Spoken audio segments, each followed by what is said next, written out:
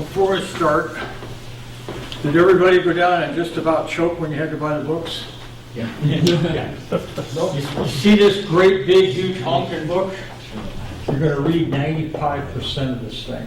So, and you can't learn it by sleeping on it. I tried that, it doesn't work. So, but it's an excellent book. It's got lots of good quality pictures in it. It's got a lot of good stuff. It's got a huge, tremendous amount of information. You will also read this one, you'll also read this one. So by the time you get out of this class, you are going to be all knowed up about everything there is on a good overview of oil and gas, okay, production and exploration.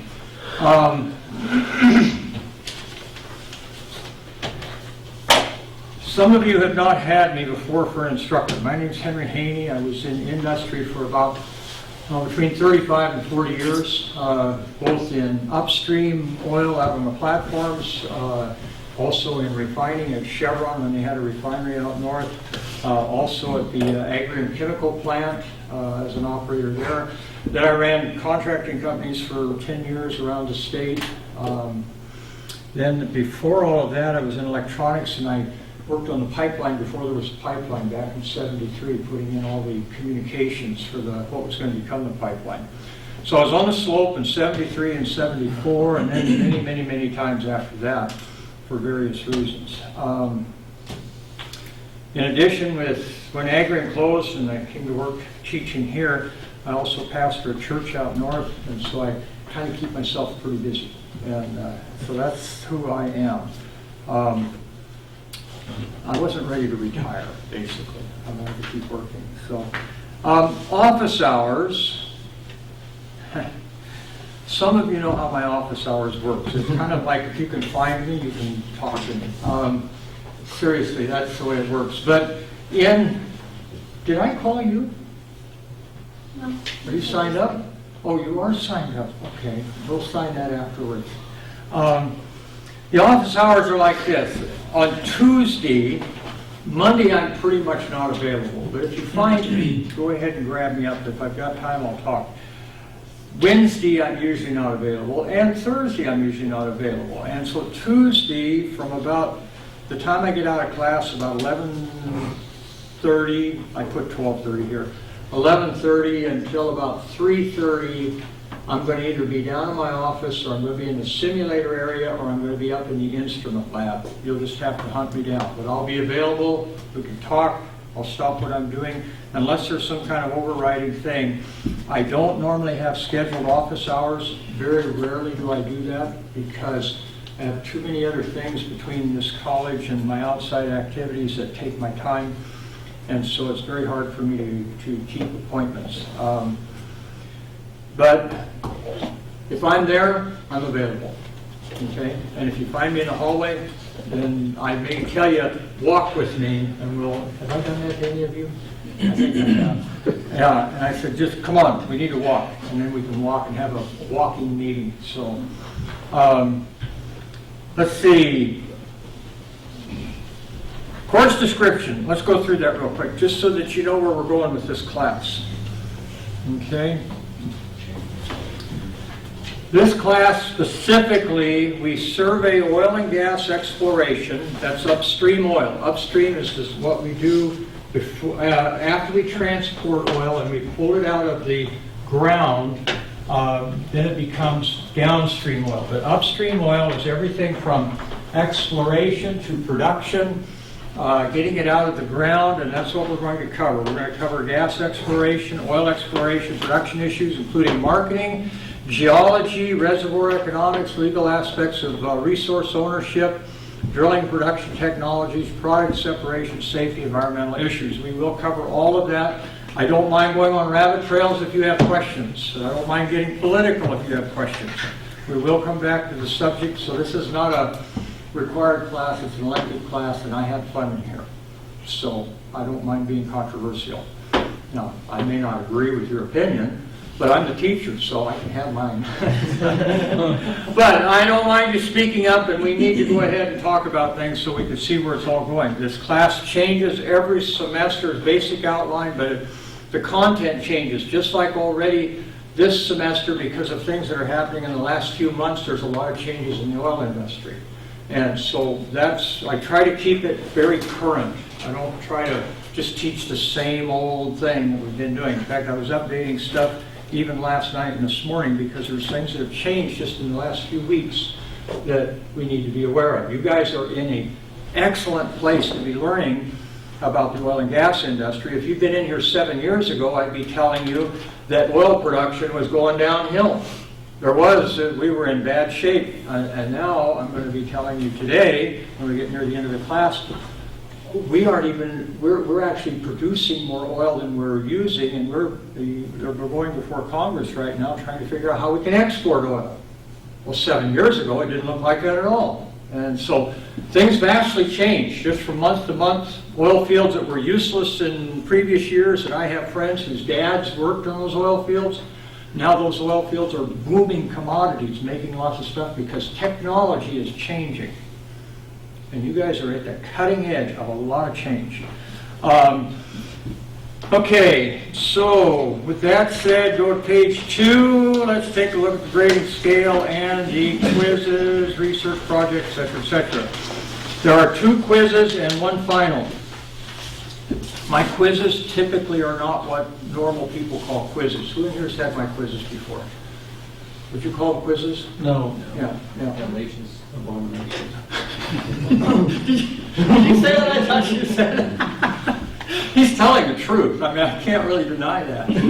They're quizzes on steroids. Okay? I call them quizzes just because the final's worse. But you'll be ready for it. I've had this last semester. I had 2 people that aced the final in here last semester, and that wasn't an easy final in this class. But they really worked hard. If you work hard, you get good grades. There isn't anything that I put on the quizzes and tests that we don't either have out of the book or the homework or we talk about in class. There are no hidden agendas and no surprises. If you do the homework and you read the book and you listen up in here, there's no excuse for listening because we film all the classes. They are available as soon as I get the video link. You will know what the subject matter is. Okay?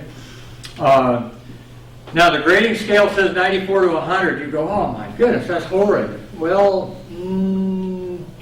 2/5 of the class last semester and the semester before all got A's. They worked hard. The biggest part of working hard in here is like I just said, and also doing a good job on your research project. There will be a research project in place of a midterm. And so the research project will teach you a lot of material. You'll be able to incorporate everything that you're learning and put it into action. Okay? We'll cover that when it's time for the research project. I basically tell you, you have a budget, a lot of money, and you've got to come up with a way to invest that into an oil production facility or drilling program, and you actually have to write out the whole plan. They'll be putting that out in about week 7, and then you'll have the rest of the semester to get it done. It's not that bad. You'll have all the information that you need, and I give you a lot of places to start looking for information. And so, incompletes, that's per college protocol, C or better, 50% of the semester work completed. Usually I only give incompletes if somebody's got a work schedule problem or a family problem that's come up that can't be avoided. Okay, I think that's about it. Oh, class atmosphere. If you've got, I don't care if you have laptops in here, that doesn't bother me, or if you've got cell phones. A lot of people have families and they've got to stay in contact. If you use your cell phone and you're texting, please do it quietly. And if you've got an alarm or a ringer or something like that, turn it down all the way. If it's something extremely important, just go out in the hall, down to the end of the hall, and go ahead and talk, whatever you got to do. As far as laptops, if you are so addicted to the web, you got to cruise the web, please go out of the class, because that can be very distracting. But if you're using it to verify what the instructor's saying, I don't mind, okay? So I have no heartache over that. But I don't get real bugged about, they text in church when I'm preaching, so what's the big deal? So today we're going to start, I do something a little different in here. This is to help you guys learn. I hand the homework out before I start my lecture. Unless you guys don't want me to do that. Because what that facilitates is you know where to take the notes. You know what I'm looking for. Everybody understand what I just said? Okay, so you can either just set it aside, do it later. Some of it will be out of the reading. There's always a portion that I don't talk about that's out of the reading. We have one assignment that's reading only. That'll be on the economic portion. But this one today, we're going to go over an extensive amount of history. I'm going to be going through a lot of information. So I'm going to give this to you first off, just so that you know what you need to know. Okay? I want to make sure you go out of here completely knowed up on oil and gas, so that when your friends start saying ludicrous things about the oil and gas industry, you can go, oh, you know, that's not necessarily true. And you can sound like a subject matter expert.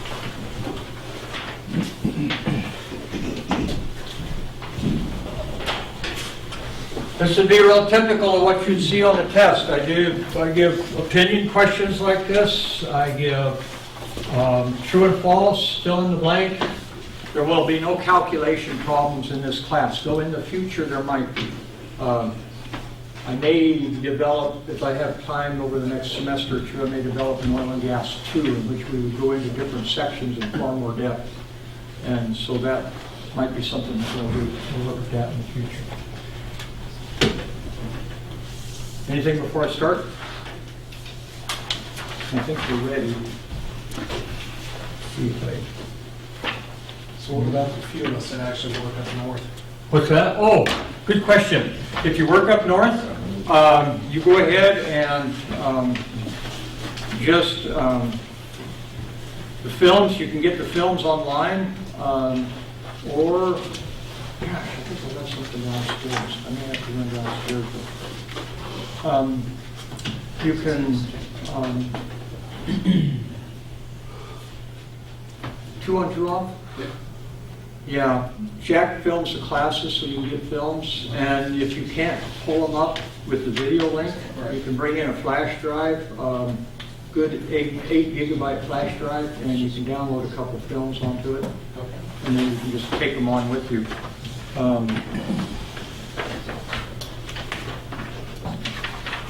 I know what I did. I went ahead and grabbed this all up, and I was writing some notes because I just run across something I wanted you guys to hear.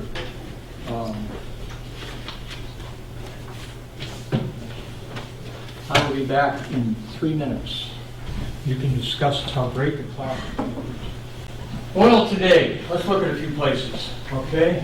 Hang on just a second.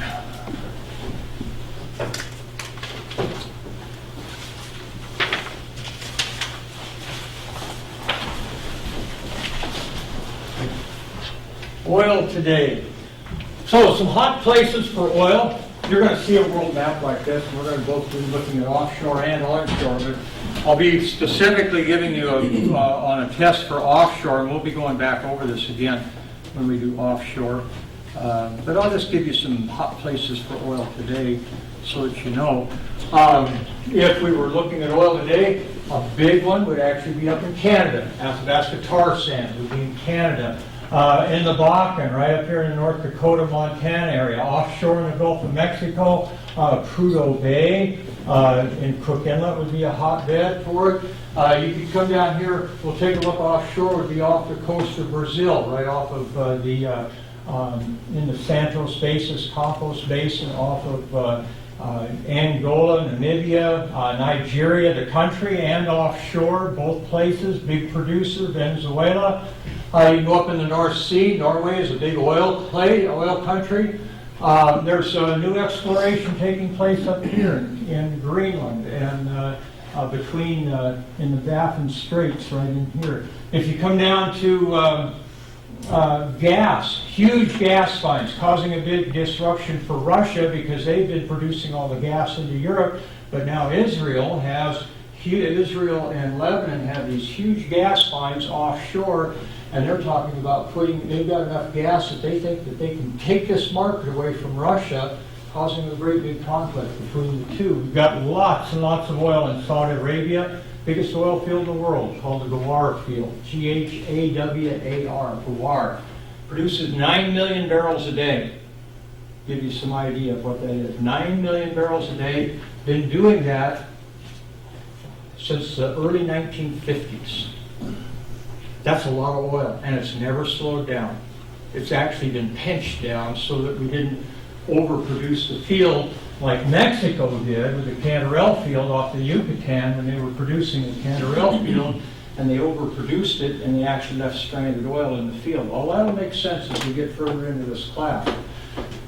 Big, huge gas finds right here off the northwest coast of Australia that are very, very similar in scope and size and pressure to what we have at Point Thompson.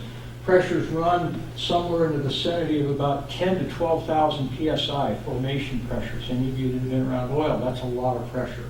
And so we've got huge gas deposits here. We've got gas up in the Sakhalin Island areas. We've got tremendous gas up here in Russia. This is stranded right now. It's not being produced. It's huge gas finds. Extremely large gas deposits here in United Arab Emirates, and also along with oil in Iran, Saudi Arabia, Iraq. So that gives you some idea that oil is kind of universal. Oil is all over the world. Gas is all over the world. What's the one continent that I didn't mention? Antarctica is off limits. No oil exploration, no gas exploration. That is by agreement within the United Nations among all nations. So there's never been any research done as far as oil. They know there's oil there just from having done geophysical surveys and things. They know there's huge beds of coal. They know there's a lot of minerals, but there's no exploration taking place there. It's our continent full of resources we can't use. Pardon? It's our continent full of resources we can't use. That's right. And it's a pretty good sized continent. You know, it's as big as the United States. It's that big. And it's got tremendous resources, but it's got extremely adverse conditions to work in.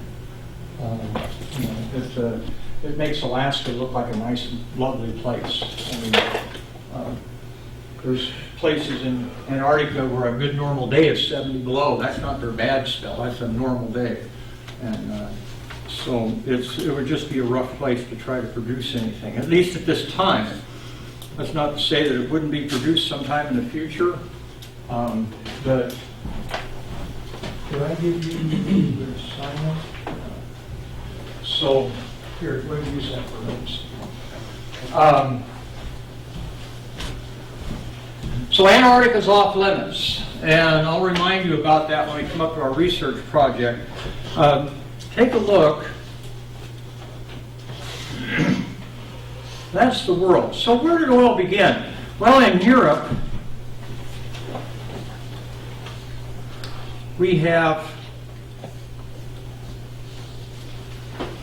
Marco Polo traveling from Italy, Venice, Italy, traveling across to China, came through a region right down in through the Baku region and some of these areas. These were stopping points and all of that.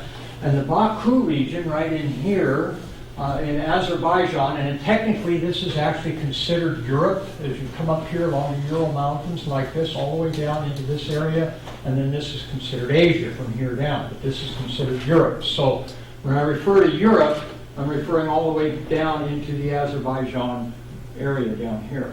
It doesn't look like Europe, but that's what they say technically, geographically. And it was noted that all along the Silk Road there were oil seeps and there were also gas seeps. Gas seeps that were coming out of the ground. Some of them had been worshipped, but natural gas seeps all along the route that he was taking. In Azerbaijan, and specifically, this being the country that we're going to focus on for a moment, because some of your first oil was drilled in Azerbaijan back in the 1840s as far as being drilled. Now, there had been production and different things before that, but in the Baku region. Now, some of you that have ever watched the James Bond movie, The World Is Not Enough, I think was one of them, and it showed him driving through this nasty-looking, horrible oil field. That's Baku. and that's because it's been around for a long time. So originally, let me back up just a minute. Originally, this oil was not drilled, and the oil was you had natural seeps coming out of the ground. In fact, early exploration for oil you went around and you looked for oil seeps. There are oil seeps all around Alaska. We're going to talk about oil seeps across on the other side of the inlet here a little bit later in the class. And that's where a lot of drilling took place, in Niskin Peninsula, over in Oil Bay and Dry Bay and places like that. Where the Prudhoe Bay, part of the reason that they drilled up there is because there's oil seeps coming out of the ground, or there were. There's oil shale coming up on the north side of the Brooks Range and over into the where Anwar is at, where if you just go up and put your hand on the shale, pull it off, you've got oil on your hands because the oil is pressuring up in this oil shale. So oil seeps would come out of the ground, and they would actually begin to flow in places down creeks, and they would flow in the ground. And so in these creeks, what they would do is they would try to harvest the oil coming up in oil seeps. That was a very slow process. Then they would try to take oil that was coming up in the creeks and stuff and try to skim it. Anybody ever tried to skim oil? Anybody do oil recovery work in here? Pain in the neck, almost impossible. And then they would take wool and material and then try to soak up the oil and try to wring it out. That was oil recovery back in the early days. Gas, they're actually, and there were oil seeps all over. There were oil seeps in Azerbaijan, California, Alaska, Russia, China, Poland, different places like that. Hand collection methods were some of the ways, and then what they saw was the mining of these seeps, and I'm going to show you some mines where they actually originally crude oil was called rock oil, and it was called rock oil because it was mined, and all oil contracts now are based on mining law, not based on other types of law, and we'll get into that as we go through the semester. Now, the only people that tried to drill oil originally, going back past the 1800s, were the Chinese, who used bamboo and tried to drill. Wasn't very successful. Got as far down as 400 feet, but it didn't go anywhere. Now, I said that in Baku, in the Azerbaijan area, they started drilling oil. Let me go ahead and run you through a few things, and then I'll explain what was taking place. So this is Azerbaijan. This is some of the gas seeps that have been going. These particular seeps at this temple, this particular fire has been going for around 1,000 years. And what that is cracks within the formation. Now, I said here just a little bit ago, I made the brash statement that off the northwest coast of Australia and up in Alaska, off of Point Thompson, we have pressures that are 10 to 12,000 psi. Any kind of a crack in that formation would allow gas to begin to migrate and creep up to the surface. This is what's been happening here, is it's like a little pressure relief. There's a crack in the formation. Down below you've got gas. Gas is migrating up. It somehow ignited or was ignited, and then consequently this fire has been burning for well over 1,000 years, this particular one. And so a temple was built around it, and it was worshipped as an eternal fire, is what ended up happening. And so that is not unusual. There are a lot of those around the area in Azerbaijan and certain areas of China. Now, let's go ahead and keep going.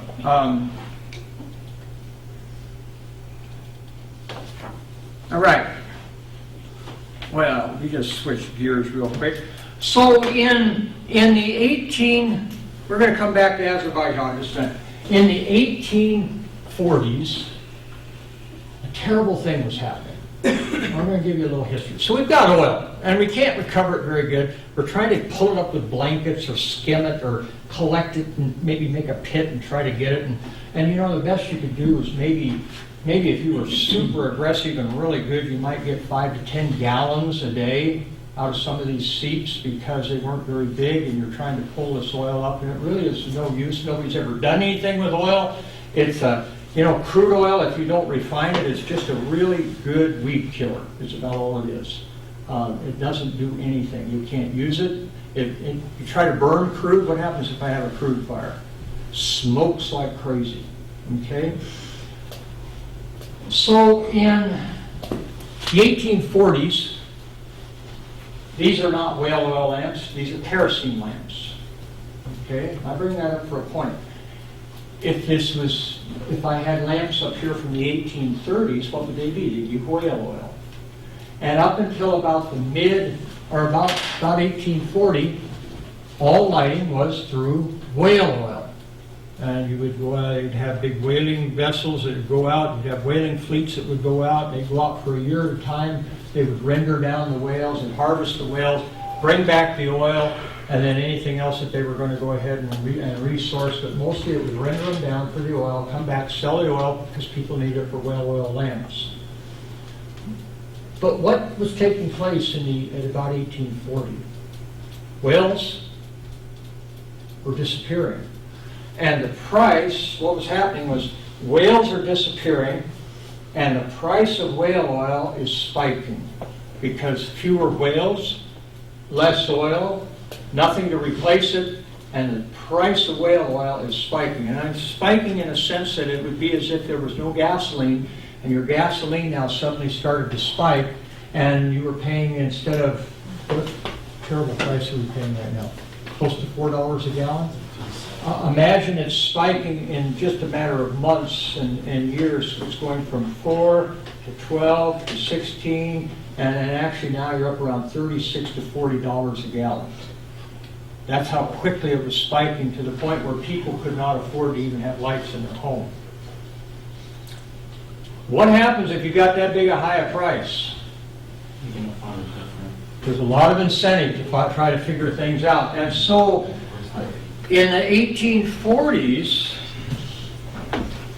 there was I'm going to go ahead and write you down a few things here. I'm going to give you some names, and I am not going to try to pronounce it, but I will write it out for you so that you know, because there's some fellows that did some experimentation. They knew that they had crude oil. Crude oil wasn't anything new. Salt wells had been drilled in America, salt wells for brine, because brine was used for preservatives for meat and things like that, and all through the early 1800s there had been salt wells drilled in the New York area, the Ohio area, West Virginia area, Pennsylvania area, and it was very frustrating for them because they kept pulling up this black nasty substance that got in the way of the salt, and it was oil. And so they would drill down these wells, and up would come their brine, and the next thing you know, in would come this black oozy oil, and so they would abandon that well, and they'd go find another well and try and drill for brine. Oil was coming up. They weren't drilling for oil specifically, but they were drilling for brine. And if you take, I'll give you some names, and I'll go ahead and type them, not write them in, so that you can read this. But in 1846,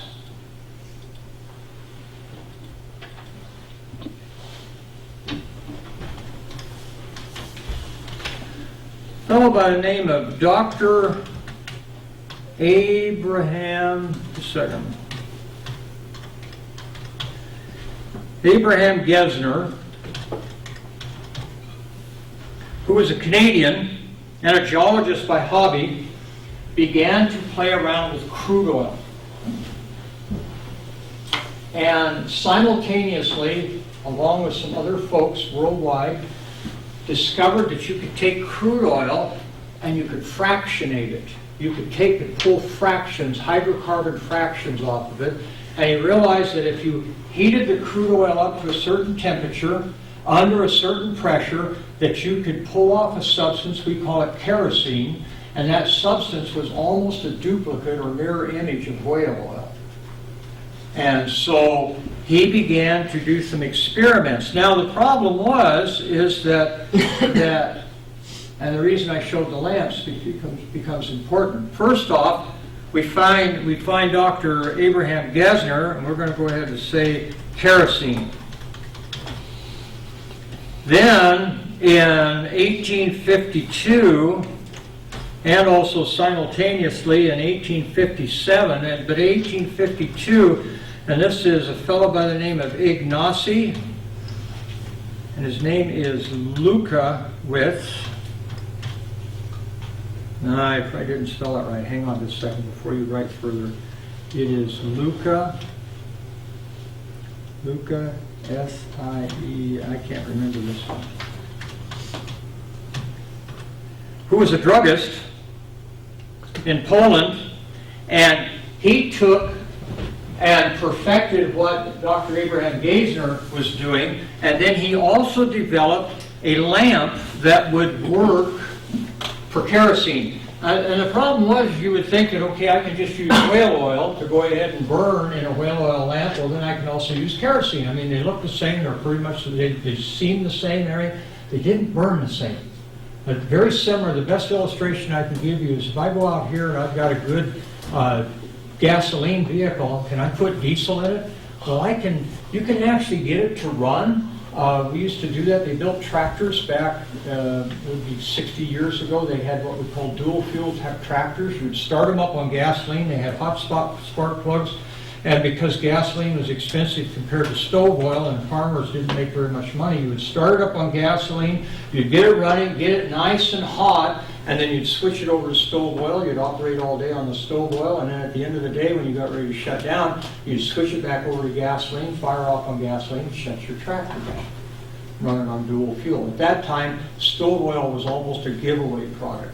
Gasoline cost money. Oh, it was expensive. It was 27 cents a gallon. I mean, it was, and well, when you're only making 75 cents an hour, that was pretty expensive, you know. So, but stove oil was just pennies a gallon, and so that would be kind of the similar situation we have here. The whale oil lamps, great lamps, but they worked well with whale oil, but they did not work well with kerosene. It caused the kerosene to smoke and burn, and they were foul and everything else.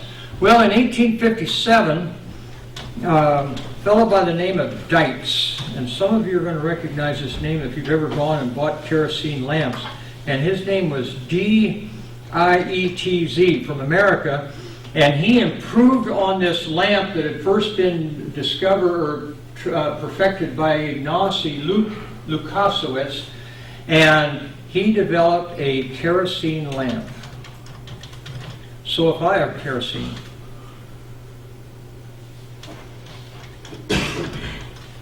so if I want you to remember anything in here, I want you to remember this right here. Mr. Dietz and this lamp. There's two things that I want you to remember that took place that were just dramatic, because he's really the one that followed up on this. And the other thing that took place at about the same time is the fact that whales were crashing, whale oil prices were skyrocketing, and Dr. Geisner discovered kerosene. Kerosene was discovered by heating up this material, and then Mr. Robert Dietz, you can just remember it as Dietz, developed a lamp that would take advantage of the kerosene that had been discovered just in the last, just a few short years. That doesn't seem like much, but the entire world changed in about 10 years. Went from whale oil, no longer any whales, whales production crashed, and crude oil took off, and suddenly crude is being drilled everywhere. Let's look at some of these lamps just so you can kind of have a view of what they look like.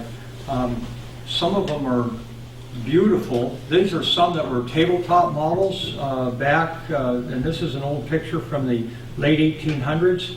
And so these would have been some of the types of lamps. I tried to get in all kinds of designs, this being the tank. These are some of the lamps. And they were all designed for kerosene. This would have been one that you'd hang on the wall so it would go ahead and reflect, or you could have one that you carry around and kind of point the light out that way. And so these were some of the types of lamps that we're talking about to burn kerosene with. Now, and so crude took off. Crude exploration took off in a powerful way. Let me go ahead before I get ahead of myself, but I'll go ahead and give you some idea. Let's go back to the Azerbaijan. So in Azerbaijan, we began to look for crude. And in 1848, I'll give you that date. Hang on.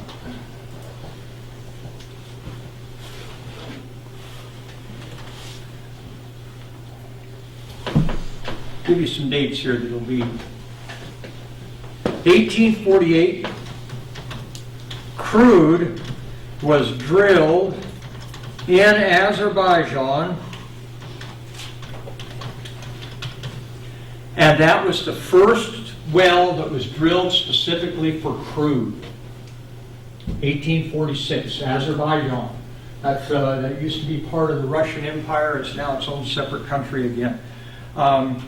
And so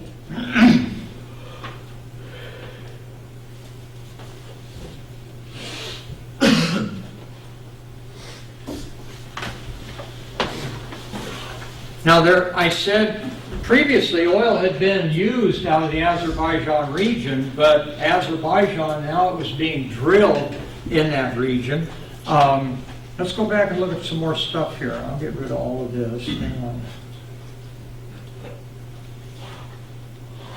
We'll catch up. So let's take a look at what was going on in the Baku area. This is Baku, and it literally became an environmental disaster, is how we would class it today. This is actually an old photograph from the 1860s that was taken. And you're going to notice a lot of these old photographs, when I show them to you, I'm going to show you some more. This is actually in Russian. You're going to see multiple derricks because there was no directional drilling at that time. And so everything is going to be, if you had a well and you wanted to drill a little bit further over, you would actually go to and put up a whole other derrick. All the derricks up until even clear into the 1960s in California were still wooden derricks and things like that. And so they're all wood. I'll show you that as we go. Azerbaijan, some of it was offshore. They began to go ahead, this is modern, but this is what they began to drill offshore because the Caspian Sea at this point is very, very shallow. And there were actually some of these places, they actually built whole platforms, had entire towns out on these platforms out in the water, and people lived, died, were born in some of these platforms, rarely coming into shore as they were working in the oil industry, kind of like a company town or a company existence. Think living at Prudhoe, only it's 2 on and 2 on, and you just never go home. Actually, most of you wouldn't know this, but in the early days of Prudhoe, when I was here, when I came in 1970, there was still a lot of talk about going ahead and developing a town at Prudhoe Bay and just having everybody live there, as opposed to doing shift work. It became a real talking point for, at the time that ARCO, it was Richfield Oil, discovered it in 68, but there was a lot of talk in 70 about whether to develop a town, because they said, well, we have towns up here, so there was no reason why we couldn't just go ahead and develop an oil town. And then they got concerned over a lot of things and said, no, it might be better just to go ahead and they were concerned about the infrastructure of homes and all of that type of stuff. Said, no, I think what we'll do is we'll just have people live elsewhere and go ahead and have folks commute back and forth. So there's no town at Prudhoe Bay to speak of for families. So looking more at Baku, give you a little history here. This is a picture of some of the development by the Nobel brothers. The Nobel brothers were oil men, and they were brought in to help develop. This is later, this is in about the 1870s. Some of you will recognize the name Nobel, Alfred Nobel, for the Nobel Prize. He was also the inventor of dynamite. The reason he invented dynamite was not for gunpowder for guns, but they invented dynamite so that they could do perforations and do well work on their oil wells. And so he was involved, and his family out of Sweden were involved in the development of oil in the Azerbaijan region. And so that would have been, what you see there is actually a photograph, and this is what a typical oil field would have looked like back in the 1870s. All wooden enclosed, you've got your derrick inside, here's your production facilities getting oil out, and this is what it would have looked like down in the Azerbaijan region and around Baku. But it wasn't real safe. Here's typical of what happened. This one burned for close to a year, a well fire. And because they didn't have rented air and boots and coots and all of those in the early days, and so it was a matter of it burning until the pressure finally died down enough that the well would go out. Okay, that's a long time for some wells. So we'll talk about the Lakeview blowout here in a little while, and I'll go through that in California. Now, everything was expanding rapidly. Azerbaijan was the first place it really took off. And let me go ahead and change this because it doesn't like that. In Poland, most people don't think of Poland as oil country, but actually Poland was Ukraine in those days. And this area down here, this was actually part of the Ukraine. And down in this area around Krakow, down in here, we have a place called Bobrica. I'm going to go ahead and spell that out for you on this. This would have been in 18... This is not up there. I want to say 18... I want to give you the right date. I don't want to give you a wrong date. Hang on.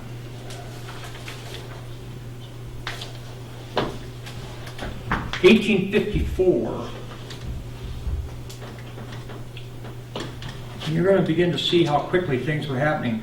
Crude was first I'm going to put harvested, not drilled. It was actually drilled, but it would have been, I don't want to say drilled. It was first drilled. We'll call it drilled because I'm going to show you what they did before they drilled it. First drilled in B-O-B-R-K-A, Bobrica.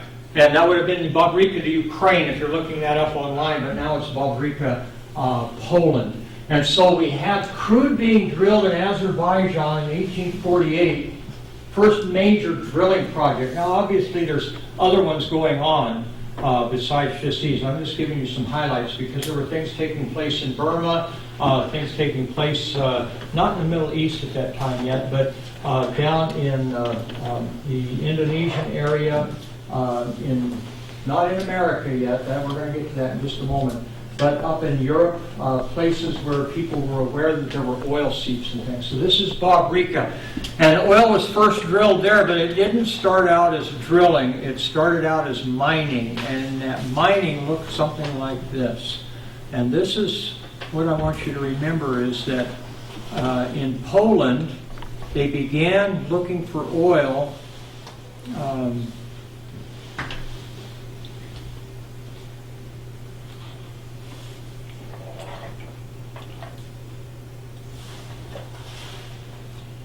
and they hand dug wells. Anybody in here ever dug a hand dug water well? You go on down, shore it up, same thing. Went down, how deep did you go? Not very. 20 feet? Close, I think it's more like 18. 18 feet? Yeah.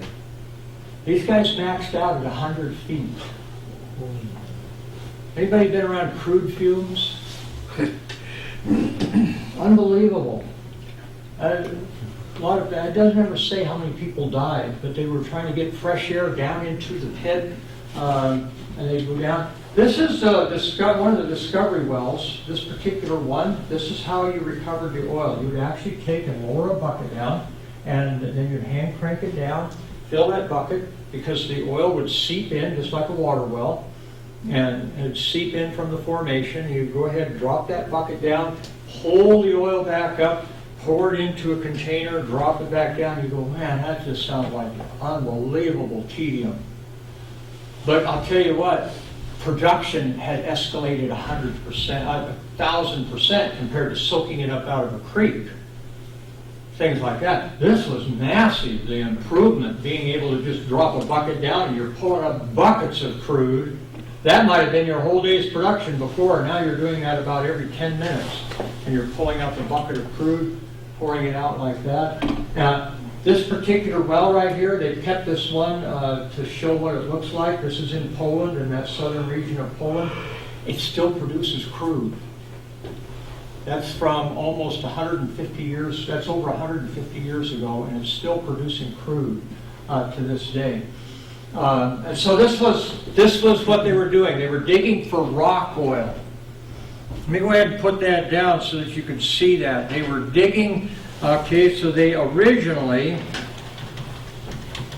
began digging for rock oil. We're going to see that they were also tunneling and digging for oil in California. We'll cover that in a little bit. And that's part of the reason that all oil, let me go ahead and clarify this, all oil contracts in the USA anyway come under mining law.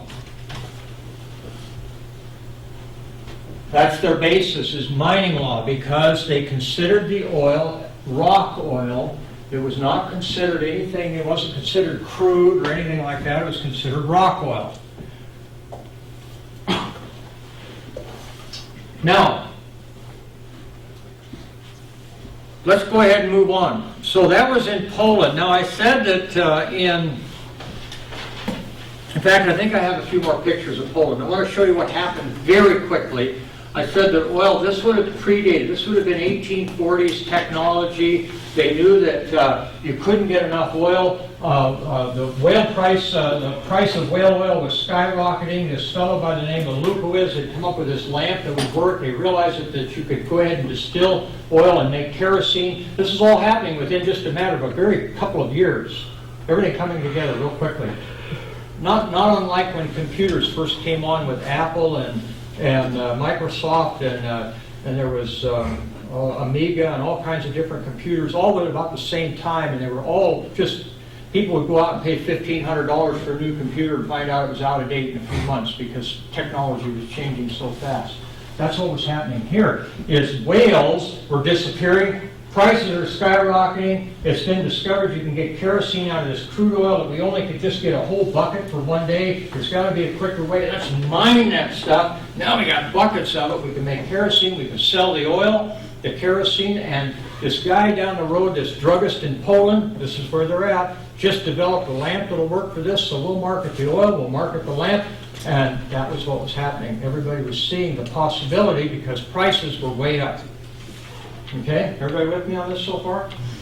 So what's taking place now is in Azerbaijan, it's been discovered how to drill for oil. And so Poland went to the forefront of this, and they have developed a system, and this is just a few years later, this is 1872, in the same area, and they are drilling for oil. They've got roads, and they've got all kinds of, they haven't come up with pipelines other than wooden pipe where you take and put two halves together.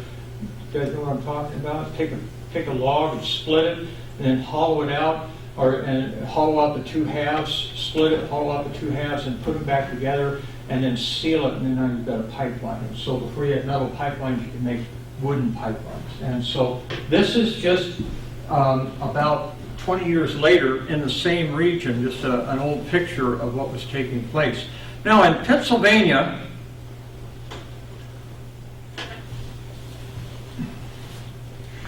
actually, I don't know if I have a picture of that. Hang on just a second. I don't think I do. Up in this area here, in New York, up near Niagara Falls, right up in that area, right between Erie and Niagara Falls, right up in this area, there was a fellow that in the 1810s, 1815, had taken some gas, he had gas seeps on his property, had made those kind of some very small wooden pipe like I talked about, sealed it all up, brought it inside of his home, and made his own gas-lit system for his home. He was the first one in the United States. There's a lot of gas. People don't think of Pennsylvania, New York, and all of that as being a place where there was lots of oil and gas up until the last few years when fracking started. And now there's a huge, enormous amount of gas being harvested out of all the shale gas that's all through the Appalachians. But there's always been gas there. There's gas seeps. And then what was taking place is in West Virginia and Maryland and Ohio and New York and Pennsylvania and all of these areas, they'd be drilling for brine, as I said, because you needed salt for preservatives and for meat and things like that. When they drill these brine wells, pulling up saltwater brine, oil would mix in. So in this area right here, you're going to see Oil City, and then you're also going to see Titusville. And so right along this thing here is called Oil Creek. And there's a reason for that, because there's oil seeps that come down into the creek and actually flow down and go all the way down into Lake Erie. Now, the Indians in that area had been skimming crude for years. They used it to burn, they used it for medicine, they used it, a lot of your old elixirs that these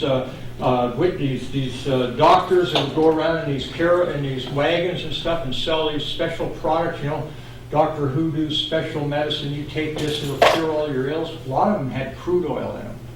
And anybody drink crude oil in here? Oh, yeah. Yeah, every day for breakfast. Good, healthy stuff, you know.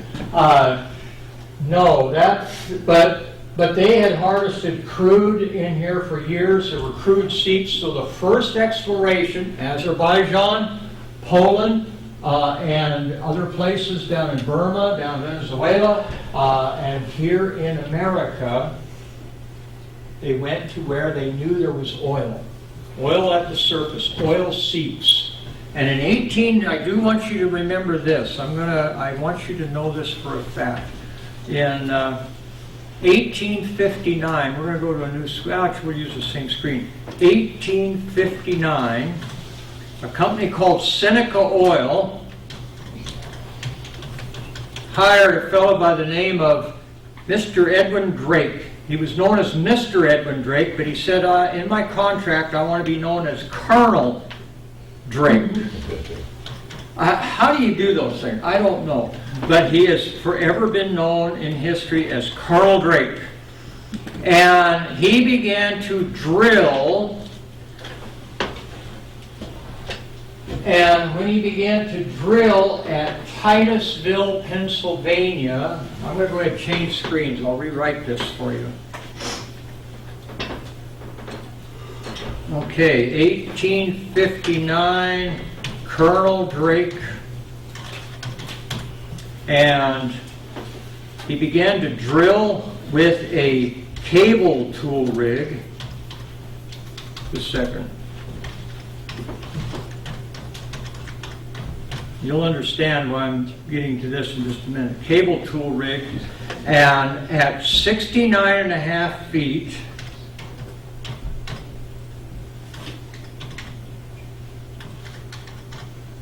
on one day when they were drilling, they stopped drilling for the day. They stopped drilling for the day, and I'll show you some photos of all of this in a moment. They stopped drilling for the day because it's at the end of the day, they're at 69.5 feet. Is that very deep for an oil well? Oh, that's not deep. Came back the next morning, and oil is within this far of the surface of the casing, ready to overflow. Whew.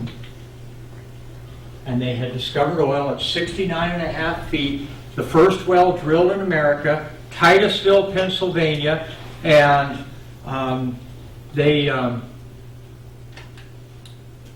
this particular type of rig for the next 50 years was the rig to use, cable tool rig. We'll look at that in just a little bit. Let me show you some stuff. This is Colonel Drake, and this is the actual where they were drilling. This would have been an oil well facility. Your derrick is inside. I'm going to show you an internal picture in just a moment and a schematic. This is where all your equipment was. Everything was enclosed. This was very common. This is where they are just before the discovery. That photo dates back to 1859. So then if you look at the Drake well, this is what it looks like today. There's a nice museum. I had a student here about 5 years ago in class who actually grew up in this area. He says, oh yeah, you can go over there. They've got all the old original equipment and everything. And so this is what it looks like on the inside. And this particular system was developed in Poland. This is a Polish diagram of what you've got on the inside. They took what was being done in Azerbaijan and they improved on it. And the cable tool rigs, just like this, are except instead of having a steam driver, you have a motor, electric motor or a diesel motor. These are still being used exactly with almost exactly the same as they were then today in a lot of shallow wells across America. Cable tool rigs. You can put them on the back of a truck. Our videographer, Mr. Jack Bell, back there used to work on these things. Okay? And so you'd have your rocking beam. We'll cover this stuff here in a little bit. And we'd have our different cables coming up and going ahead and digging down. This would have been the house. This would have been the derrick. Everything made out of wood. In this particular case, we've got a steam engine. And so this would have been a typical steam engine, one-cylinder steam engine with a great big flywheel is what you'd have been using. This is Drake. This is looking inside. Now this is more modern, but this is not unusual. They do have gauges up here, which you would not have had back in his day. If you go into the Smithsonian, they've got an old boiler-driven carpentry shop all set up inside of the Smithsonian. And it has a boiler system, great big belts like this, so you can bring anything online that you want. And they have no pneumatic controls, no electric controls, no electronic controls. Everything is all machine controls. So for your steam, you have for example, you have a governor that spins, and you can change the weighted balls on the governor, and then that opens a valve or closes a valve depending on how fast it's moving so that you can control the pressure, things like that. And so this is what they had inside. This is a steam engine. And then this is another view. This is actually where they're pumping oil. There's still oil in that well. Now they're actually recirculating a lot of it now. But this is how you would have had it in those days. You would have been taking and pumping the oil out of the ground, and then you would have been filling up these wooden barrels. The wooden barrel industry really took off when oil took off. And so you had all these folks, they were called coopers, and then they would be making barrels. Everything was shipped by barrels. Everybody wonders, well, why did we end up with 42 gallons for a barrel of oil? Because there were lots of different sizes for barrels in the early days. There were barrels as big as 70 and 80 gallons. There were barrels that were 50 gallons. There were barrels that were 30 gallons. But that size barrel right there, kind of rounded, was a barrel that a guy could take and pull over. He could roll it, or he could lay it clear over, and you could wrap ropes around it and pull it up a skid without the ropes coming off and all that. It would move real nice and easy, and it was easily handled. It was about the maximum that somebody could operate in conjunction with the weight. 42 gallons. That became the standard worldwide. Henry? Yes, sir. You said that was Colonel Drake, they found that in Pennsylvania? That's when he first did that? Titusville, Pennsylvania. Let's go back to the map and look at that, and I'll review that real quick because I want to continue on this and show you some more pictures. In this particular area right here, Titusville, Pennsylvania, and Oil City, the Tar Valley runs through this region right in here, and this is called Oil Creek. And this particular region here was the center of the oil industry in America through the 1860s. Now I'm going to be showing you some photos and some pictures of oil exploration and production in, well, we looked at 1859, but I'm going to show you some in 1862, 1864, different things like that. Oil was booming. What else was going on in America at this time? Well, there was another thing. Civil War. Civil War is going crazy, and yet there's an oil boom going on over here. And it's like this world over here didn't even recognize that there was a civil war going on. They are just massively looking for oil, and I just find it puzzling that oil continued to boom in spite of the fact that here we have a civil war going on, and yet oil is just booming like crazy. Your average well In those days, on the East Coast here, they could come in at a pretty good production, but at as high as 300 and 400 barrels a day, which would have been considered a very large production. But they generally, after that first splurge of production, would drop to about 7 to 10 barrels a day. Did everybody catch that? What's a good well today? Any of you that work on the slope? 500, 1,000, 1,500, 2,500. You know that in the Ghawar field in Saudi Arabia, they've had wells that produced 100,000 a day. They had to choke them down. Some of the wells at Prudhoe were 3,500 to 4,500 barrels a day. That's a lot of oil. These wells would come in, and I'm bringing this up for a reason. We're going to see how everything suddenly changed in 1901. And oil was a really good well, would have been 2 or 3, 400 barrels a day. The average well was less than 50 barrels a day. But that is pretty extreme, because how did that compare with what we had previously with trying to scoop it out of the ground or try to dig down wells to pull it out?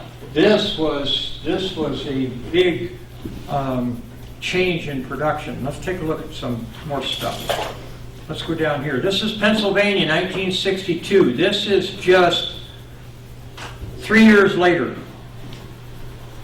from the discovery well. This is the Tar Valley, 1861, 1862. Some of the wells, like this one said, came in initially at 4,000, 1,500, but then they dropped right down because they were overpressured. Pressure came up, and then the pressure dropped. They lost all the gas pressure, and the wells dropped right off. And your average well, when you counted all the wells in, was only less than 50 barrels a day. Every single valley had oil. This is the Tar Farm, 1870s. Literally oil overrunning everything. Let me get rid of some pictures here. Hang on. Not far from that same area there in Pennsylvania, just below Pittsburgh, back in the early to mid 40s, we lived on a dairy farm there, and our house was heated by a gas well that was just a couple hundred feet from the house. Probably only just had to put a pipe down very easily. I can remember that it was on the side of the hill, and it had a wooden box around it with a flat platform on top, and the pipe coming out, and you could hear the hissing in the regulator as the gas went through it.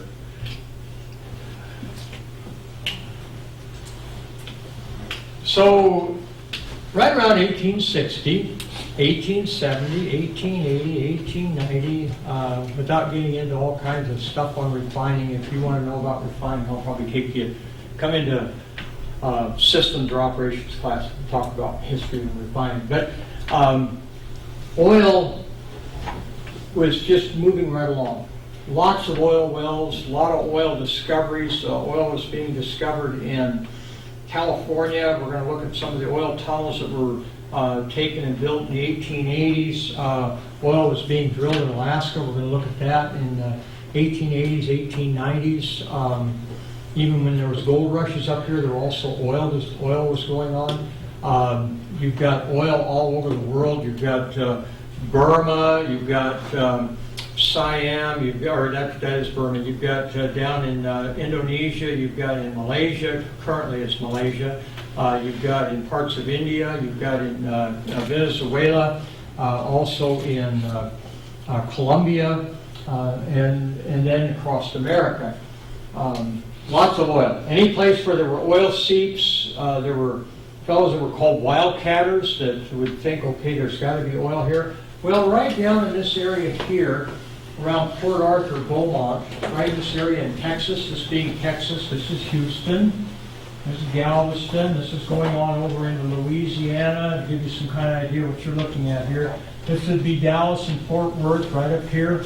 And so this would be Louisiana, Arkansas is up here. And right in this area here, at Port Arthur, Beaumont, there's a place that was called Spindletop. And Spindletop had a dome like this because it was a great big salt dome. Salt was pushing up from, when we get into the geology portion, I'll explain this, but salt was pushing up just like a fist, pushing up this way and forcing the ground up, and it was making this big salt dome. And it was kind of a weird place. It was a good place for folks to go out and have fun because there was gas seeping out of the ground, and you could light off sulfur matches and throw them at the gas, and gas would ignite, and of course it was just something people did. And so they knew that there was petroleum there, and the fellow by the name of Lucas wanted to go ahead and try drilling there because he thought pretty sure we'd go ahead and get oil. And so he brought in a cable tool rig, started to drill, had a lot of problems with the cable tool rig. I'll kind of draw you a picture of why they had a lot of problems. It might help you to understand. On that cable tool rig where you would drill down like this, you'd be coming down like so with your cable, and then you'd have your tool down here that is actually digging. It doesn't actually drill, it's digging. And what was taking place down here is you're working within your casing, or you're working within your hole before you case it up, is the ground in this particular area in Beaumont was sandy and stuff. It would dry out and it would begin to crumble. And as it began to crumble, it would weight up on top and it would block this up where they couldn't pull it back up, and then they would end up causing this cable to snap. Lost a lot of tools. Really hard to drill. And so finally they said, you know, we've got it. They went through multiple drillers and rigs and everything and trying to make this work, because what you have to do when you're using a cable tool rig is you go down and then you have to pull this up because your drill bit's only about this tall, and you loosen all the dirt up, and then you go back down with the baler and you suck up all that dirt, and then you pull it back up, clean out your hole, and go back down again. And it's a system that you go through. We'll talk about that. But this would all cascade in, block this up, couldn't get it pulled up, and couldn't pull through, break the cable, ruin the drill. Everything was expensive. It was costing a lot of money. So someone said, you know what? There's these brothers, and they were young. They were 25, 27, very young, had their own drilling outfit, but it was a rotary drilling outfit, which was kind of an unusual drill type system. Actually used water, and that water would go down the drill string and then flush the bottom of it. We'll go through this in detail in the weeks ahead. You'll memorize the whole thing and have to draw it out. But they'd send water down the drill string as they were drilling. It's turning like this, it's crushing the formation, and then you're washing all of the cuttings back up like this and flushing them out. So you're not having to go through all of this. They said, why don't you give them a call and see, they're called the Hamel Brothers, H-A-M-I-L. Okay, Hamel Brothers. Now we're going to go ahead and put their name right in here.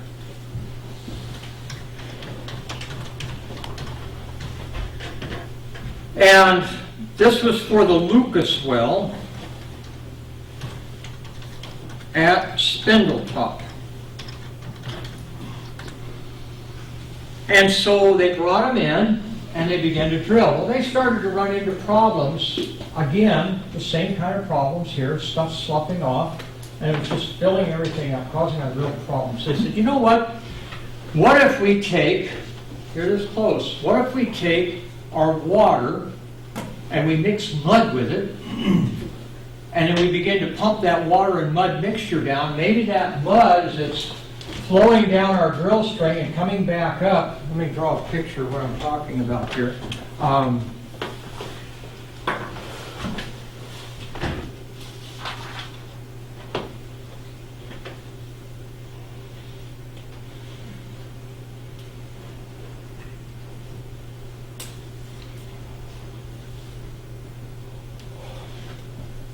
As we're flushing, what we'll do is we'll heavy up the material that we're using instead of just water. We'll mix some mud with it, and maybe that mud will cake the sides here where it'll keep it from sloughing off. Pretty good thinking. And so that's what they did. They built this great big pit. Now, I don't know if the story's true. They say that they ran a bunch of cattle through it and made a bunch of mud. Who knows? That's the old legend. But they took the water out of this great big reserve pit, and they began to pump it down the drill string and pumped it up the side, and it allowed them to drill without the sides caving in. First time drill mud was ever used.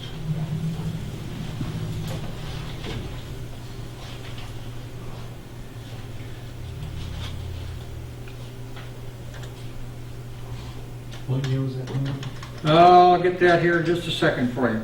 So this took place, they are drilling, and in 1901,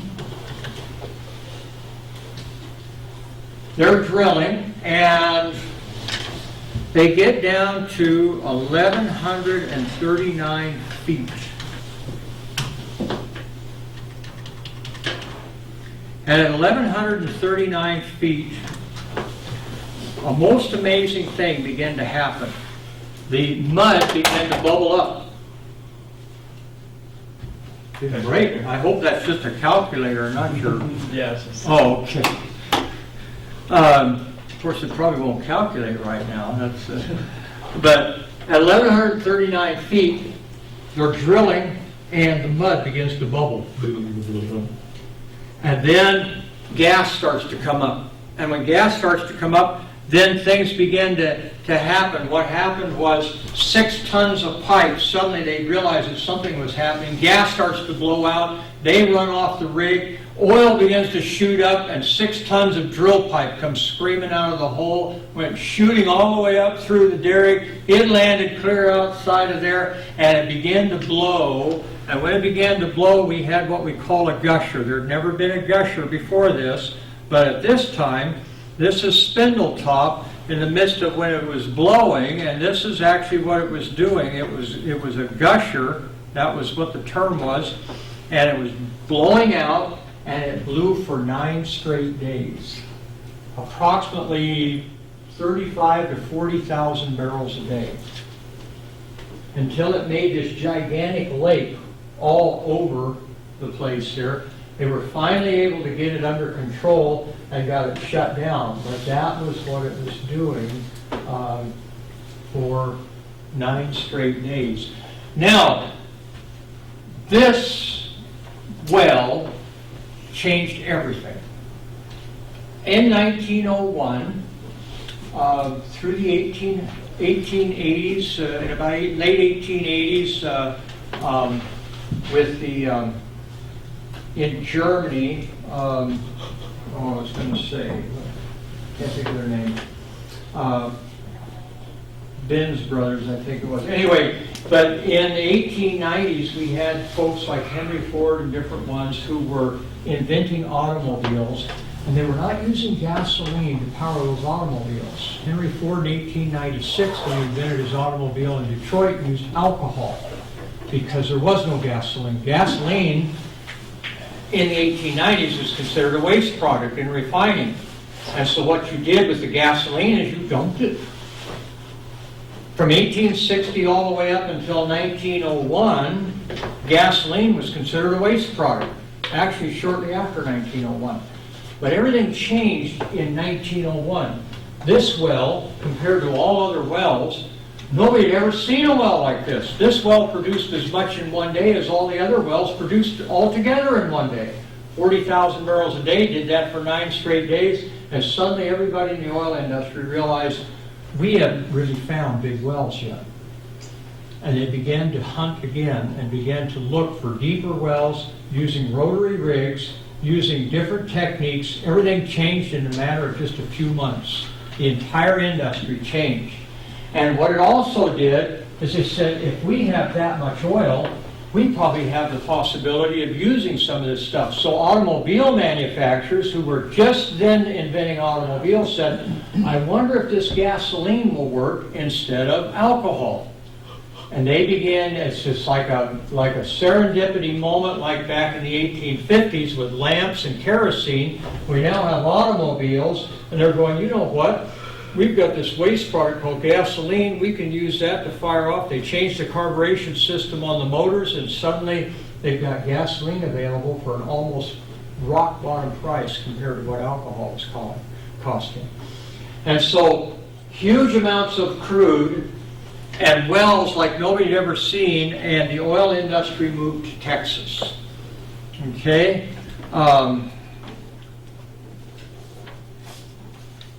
Spindletop.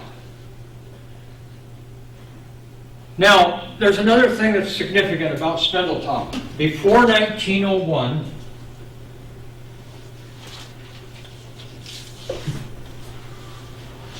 technically 3 countries, it's generally only recognized as 2, but technically 3 countries in the world for a period of time have had over 50% of the oil reserves in the world. Before 1901, Azerbaijan had over 50% of the proven reserves. After 1901, the USA had, for a period of time, over 50% of the world's proven reserves, and for a short few months, Iran did, when there were some major oil fields that came in, when BP came together as a conglomerate and began to drill oil in Iran. But generally, if I were to ask you, did anybody ever have 50% of the oil reserves in the world, proven reserves at any one time? And you could tell me yes. Before 1901, Azerbaijan, and after 1901, for a period of time, the USA did, because this changed everything. Okay? It changed the industry as much as the Bakken and the Athabasca tar sands are changing things right now. Our biggest importer of oil into America is not the Middle East, it's Canada. That's our biggest importer, by far and away. And now, in just the last 6 months, America has gone to the point of producing so much oil that we're actually in a place where we're needing to export oil because we have so much of it. That wasn't that way 5 years ago. So this is changing things as much as technology is changing things within the industry. This changed things, and so I want you to see that. Now, that wasn't the only thing that took place in Texas. In Texas, this is another picture of Spindletop. This is 3 years later, or 2 years later at Spindletop. We saw that one well, and so let's take a look what happened. Now, this is a bad situation because what they did is they came in and they slammed in all of these oil wells. You notice that they're all right next to each other. You can see the old ancient vehicle right there. And they had all these oil wells, and they literally drained the pressure. When they drained the pressure, that's exactly right.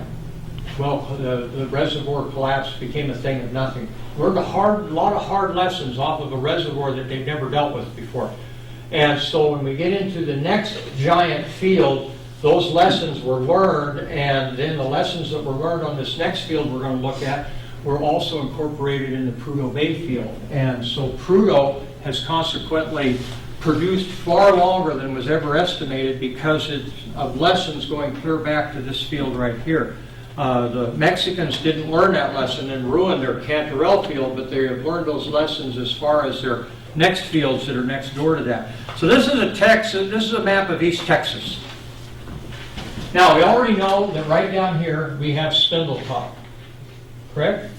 Okay, this is generally the oil-bearing formations in East Texas. This doesn't cover Midland, Texas, or Amarillo, or up into New Mexico, or down in this area, down in the Del Rio area, and all of that. This is just this particular area that borders on East Texas, going into Louisiana, Kilgore, Texas, being kind of the center of it.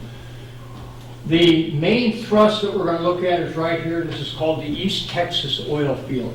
Second only to Prudhoe Bay in America, as far as size and production. It is a monster. It's a world-class oil field. It's discovered by a wildcatter. I'm going to give you his name. Okay, just a second.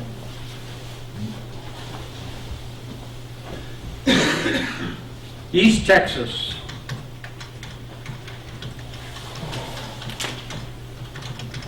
East Texas oil field, and it was discovered by a fellow by the name of Dad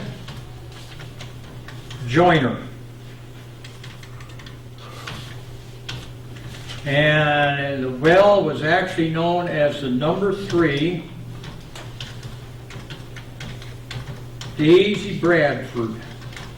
That was for the lady that actually owned the land and everything, who had sold the lease. And that well was discovered in, I want to say 1930. I'll just give you a year.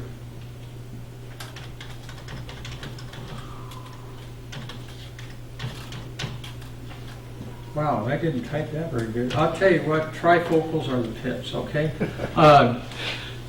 You never know what lens you're looking at. Now, the same thing that occurred in, I need to show you pictures of this. This is so funny. Hang on, I couldn't get over this.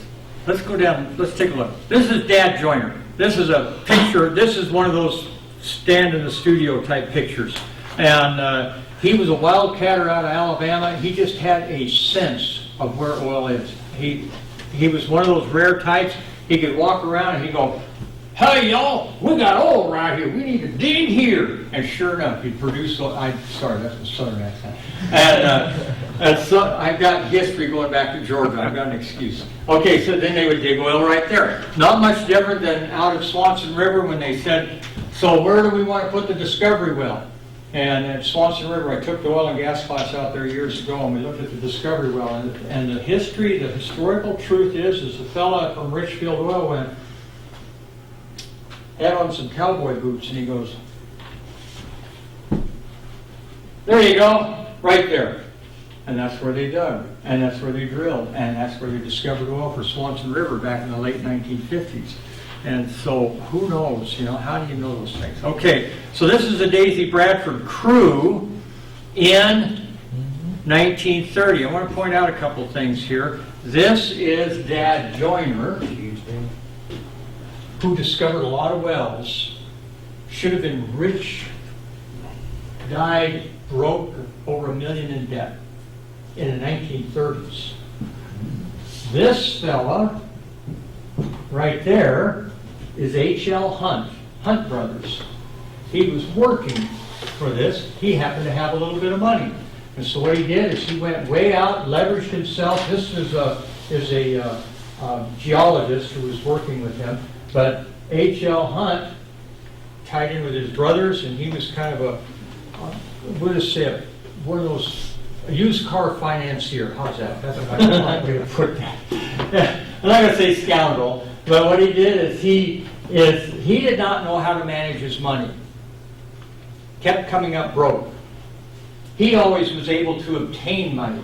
And so then what he would do, he was a good organizer on money, and he would buy up leases, he would front him money and things, and pretty soon he owned all the oil, he had nothing, he got rich, he died penniless, in debt. He was one of the first billionaires in America, and because of the East Texas oil field. Hunt Brothers, and they still to this day are big oil men.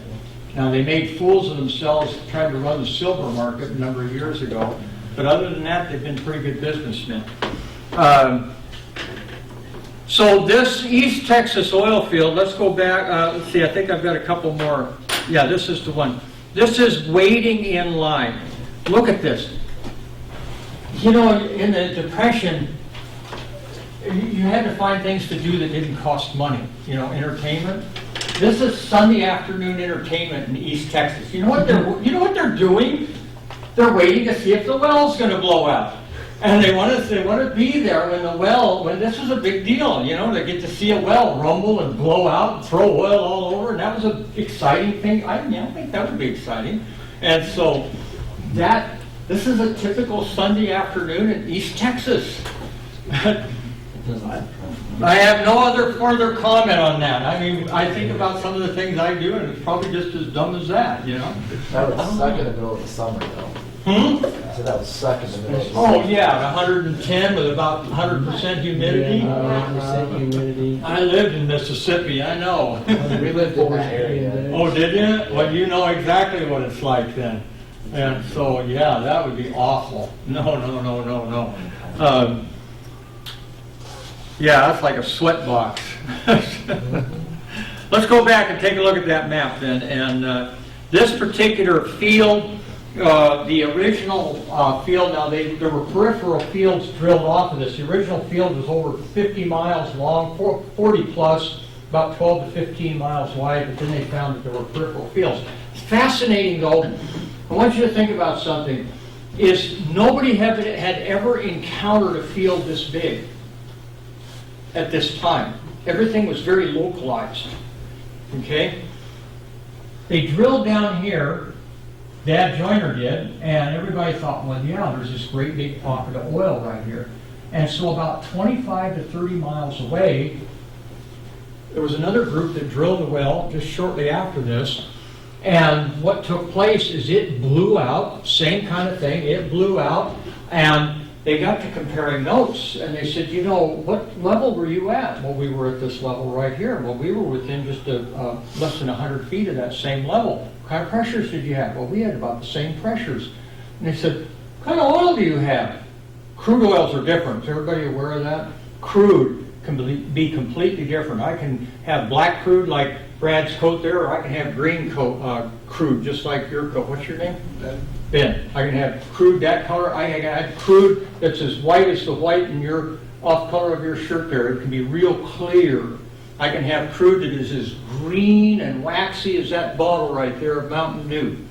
And so crude comes, it can also come in yellow too. It can be just, it can be as yellow as this right here. I've processed all types of crude, and every one of them is a little different. Some of them are real runny, some of them will wax up as you're pouring them. They'll solidify, just like wax, okay? So they got to comparing notes, and because everybody had heard there was this other great big discovery, and so they started comparing notes, and here's this at this level, and we're at this level, and we've got this pressure, we've got this pressure, we've got this crude. They started comparing the crudes, did a scientific comparison on this, and realized as they started going around that they were dealing with a field that was enormous. Nobody had ever dealt with a field that big. Now, there were some catastrophic things that took place. It was one thing to have a well down here that blew out in 1901, but now we had a monster field, tremendous production, and everybody started drilling and producing crude, and the price of crude dropped to just about 1 penny per barrel. They were awash in crude. You couldn't give it away because it was actually, you could go out and just drill your own and pull all the crude up you wanted. There was too much crude. What took place is, and I've read the history on this, and even when you read the history, it's like we really don't understand how this happened, but it did, it still is. And a group called the Texas Railroad Commission came in, and they said they were investors in oil, along with many other things. They said, you know, this isn't good.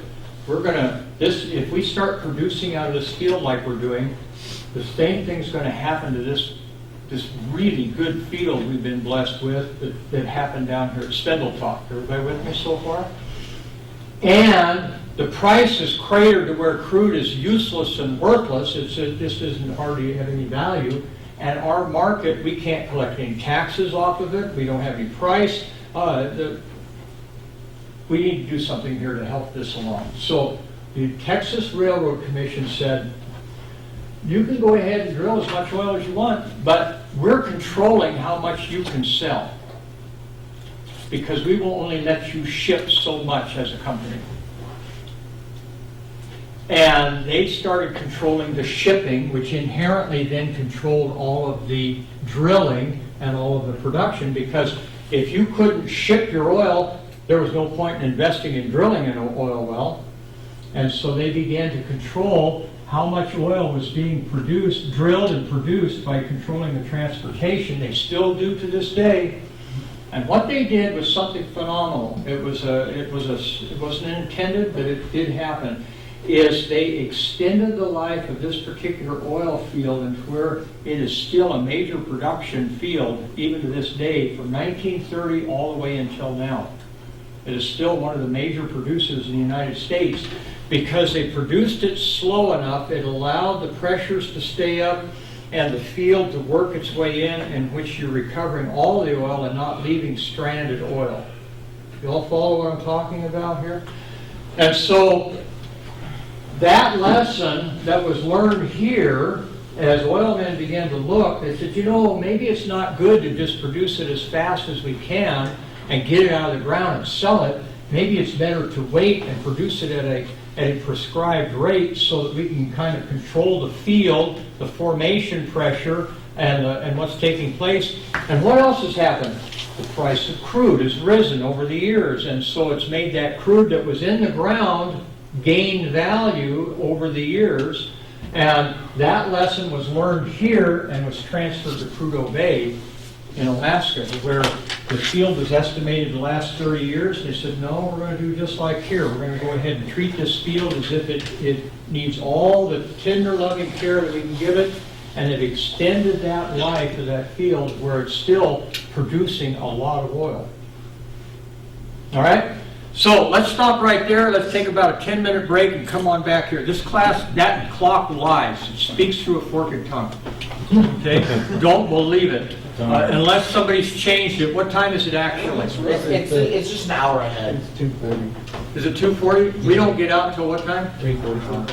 Oh, great. Take a quick break. We'll be back in here.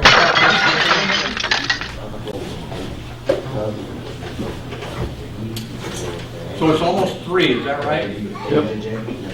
Yeah, these guys are, You guys holler at the me. guy that is, Otherwise, I'll keep talking. coach here. He 3:40. Yeah, his coach is. You want an alarm set? I can talk Yeah. a long time. I like talking about all this stuff. Let's take a look. We're going to look at California next. So we've been through Azerbaijan, where we discovered oil in 1846, Poland, where we began mining it and then drilled it in 1854. Then we moved into the U.S., Pennsylvania, 1859. And then down, we looked at Texas, we looked at Spindletop, 1901, 1930, we looked at East Texas oil field. Now, other than East Texas, what did the other places have in common that caused them to look for oil there? They either had an oil seep or they had gas that was coming out of the ground, and they drilled there. East Texas was a strange phenomena because Dad Joyner was what was called a wildcatter. He just had a sense that there was oil there. He believed there was oil there. It should be there. Now, I will tell you, just before we move on to California, that he caught the very edge of the oil field, the lower southern edge. He was just barely in the field. And that same phenomenon took place in Prudhoe Bay. When Prudhoe Bay State number 1, the discovery well was made, it was, if it had been a few hundred yards further over to the southeast, they would have missed the field. That was the last well Richfield was going to drill. That season, they discovered Prudhoe. Okay, so let's take a look at another one. This is California. And I wanted to give you a guy's name. I think I put it on here. Hang on. In California, we have oil seeps. Now, I know they don't like oil spills in California, but in California, this is actually north of Los Angeles in the Santa Barbara area, Santa Paula, and we're going to look at some things there. They have oil seeps, oil pressuring out of the formation, and it will actually seep out. These are not real good photos, but they're the best that I have for this. I'll show you another one here. This is another seep. You can see where it's, this is Amoco, and this is oil seeping out of the ground. This is not an oil spill, this is a natural seep. Okay? But in California, what we had in Pennsylvania was soil that was loose enough to use a good cable tool rig, and we also had, and the ground was fairly conducive to going ahead and putting in oil wells. Texas, same thing, you could go ahead and dig down to the cable tool rig or a rotary rig. California, and I just found these, so I hope these come out okay. Began using the Santa Paula area, there were oil seeps. Now, I'm also going to talk when we get into offshore. There were oil seeps offshore Santa Barbara, and so there were a lot of oil rigs put in out here. We'll come back to that in a few weeks. But the Santa Paula area and the Ojai area, which is right up in here, different places, but we're going to concentrate on Santa Paula. To the northwest of Los Angeles, there's big hills and stuff. There's also oil. The oil there was in the late 1860s. This is when oil is, wow, I didn't type that so good, did I? Look at that. The oil there was, rather than drilling for the oil, which the cable tool rigs couldn't go deep enough for the oil that they had, what they did is they began to dig tunnels, just very similar to oil mining in a little bit different way, into the hillsides for the oil, because they had oil seeps coming out of the hillsides. And so what we have is this. I'll show you. This is the boarding house tunnel. This was when Unocal had actually taken over in 1890. That's Union Oil, California, in 1890, and this was literally how they did this. This was one of the longest ones. Most of them originally were small tunnels that they were, and what they are is they are slanted on a 1-degree slant, like this, and then I'll show you what you would do. You would actually put a trough in here, you let the oil begin to form up in this tunnel, and it begins to flow down, and then what you do is you gather it into pipe, you gather it into sumps, and then you pipe it into manifolds, and then you bring it out of tanks. And so this is what took place, and this is literally how they would light the tunnel. Sun's rays in a mirror, light it all the way back in, nice straight tunnel, and then they did incur a lot of problems in the tunnels originally because there were people killed and there were explosions and fires because oil fumes would get in here, gas fumes. They began to use kind of a water jet that would be 95% air and a little bit of water so as to evacuate the bad vapors within the tunnel. And in this particular tunnel here, they could evacuate the entire gas and everything and make it breathable air within about 30 minutes and go ahead and clean it out. Then they had vents, ventilation shafts, and so this was actually a production system. Now they started drilling, but these actually were pretty good production systems, and they were very inexpensive in comparison to drilling. This particular boarding house tunnel, this is the boarding house tunnel here a few years ago. This is a picture of what it looked like after it had been abandoned. This is the trough down below. Does that look all right, or do I need to make that size smaller? I think that looks good. Okay, 6 feet wide on the bottom, 6 feet high, 5 feet wide, 3 feet wide, and it was minimum size so that a person could work with a pickaxe and then be able to go ahead and trough this out, let oil begin to seep in, let it begin to drain down naturally, and you had a pretty good production flow. Now, it would be an 8-inch deep trough, about 18 inches wide, and a 1% grade on the floor. Fluids would flow down. You go, wow, that's amazing. Well, this is a picture here of a collecting tank. This collecting tank was in service until 1997. These tunnels were in service until 1997. They were still producing oil in 1990. This is the green oil tunnel tank. 32 of the original 54 tunnels were still producing in 1997. The photos, they were taken, the tunnels were connected, etc., etc. They produced about 6 to 8 barrels of crude per day, and the production coming from only about 10 of the tunnels. Now, they didn't produce much, but you know what? If somebody would let me produce 8 barrels of crude per day, I would probably have to teach, would I? Yeah, that's $800 a day. That's pretty good. Every day. Location of many of the remaining 22 tunnels have been lost in time and have not been found. I've got a picture of one of them. And so this is one of the ones that was found, and Now, Unocal shut them all down in 1998. They were tired of getting all the fines, the annual fines is how they put it, annual fines levied against the tunnels by Fish and Game, other California state agencies for revenue. And so they went ahead and abandoned them. And so these are oil tunnels. This is a different type of mining that took place. It's literally a mine rather than going up and drilling for the oil.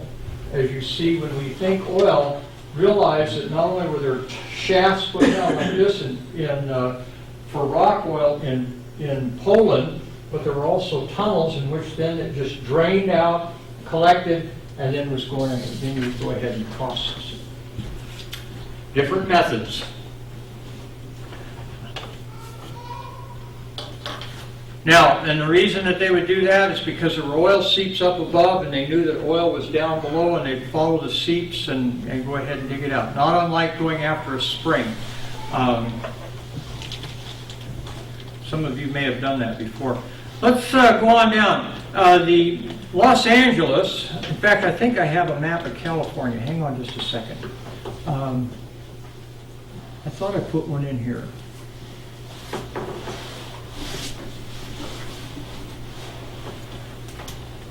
Well, maybe it didn't save like I thought it did. Let's go back. I do have one. It's right here, California oil. No, we'll use this map. This will work. Up in this area right here, in the Bakersfield area, in California, you've got some very definite basins, and the basins will change depending on the earthquake that you have. You have earthquakes in LA, it changes the oil production. Now, there's oil in the Santa Paula area, there's oil in the Santa Barbara area, there's a lot of oil in the Los Angeles area. Most people don't realize that. There's a lot of oil in the Bakersfield area, and now they're looking at oil shale going clear up along the Monterey area up in here. That's probably the next place that oil is going to be produced. Very similar to the Bakken, the formation is. It's a little more convoluted, but that is, they're looking at that coming into play, and if it does, California's already bending some of the rules so that they can get the production going because they need the revenue. It must be really hard to get permits. Very hard, but what's happening is their Governor Brown, who's definitely agreeing, he's going, well, you know, oil's not that bad. That's almost like cursing at an environmentalist. They're probably sick of having to buy all their power from other states. That's exactly right, buying it from over here, Arizona, Texas, Nevada. and they need the taxes. So is that a better chance California can just fall off the U.S.? Well, Once they start drilling? We're hoping. Population control. I got a family there. Oh, well, you know what? Maybe they'll begin to produce oil and they'll have a revelation of the real world. That might be good too. But it's a very good chance that they may go back to their history and their roots. Let me show you what I'm talking about, because this is Los Angeles back in the, let me go ahead and shrink this up a little bit. It's pretty good size here for some reason. Is that on a, put that on a landscape, there we go. Okay, on a landscape, this is actually Huntington Beach, California. Any of you ever been to California? Any of you ever been to downtown Los Angeles? Any of you ever been along the coast in Huntington Beach? If you'd have been in Huntington Beach, California in the 1920s, you wouldn't have been singing surfing songs. You would have been singing oil songs. And this is what was happening because there was huge amounts of oil. Now, I have gone to a McDonald's in Huntington Beach, surf on this side. The family stopped here. We got out of the car.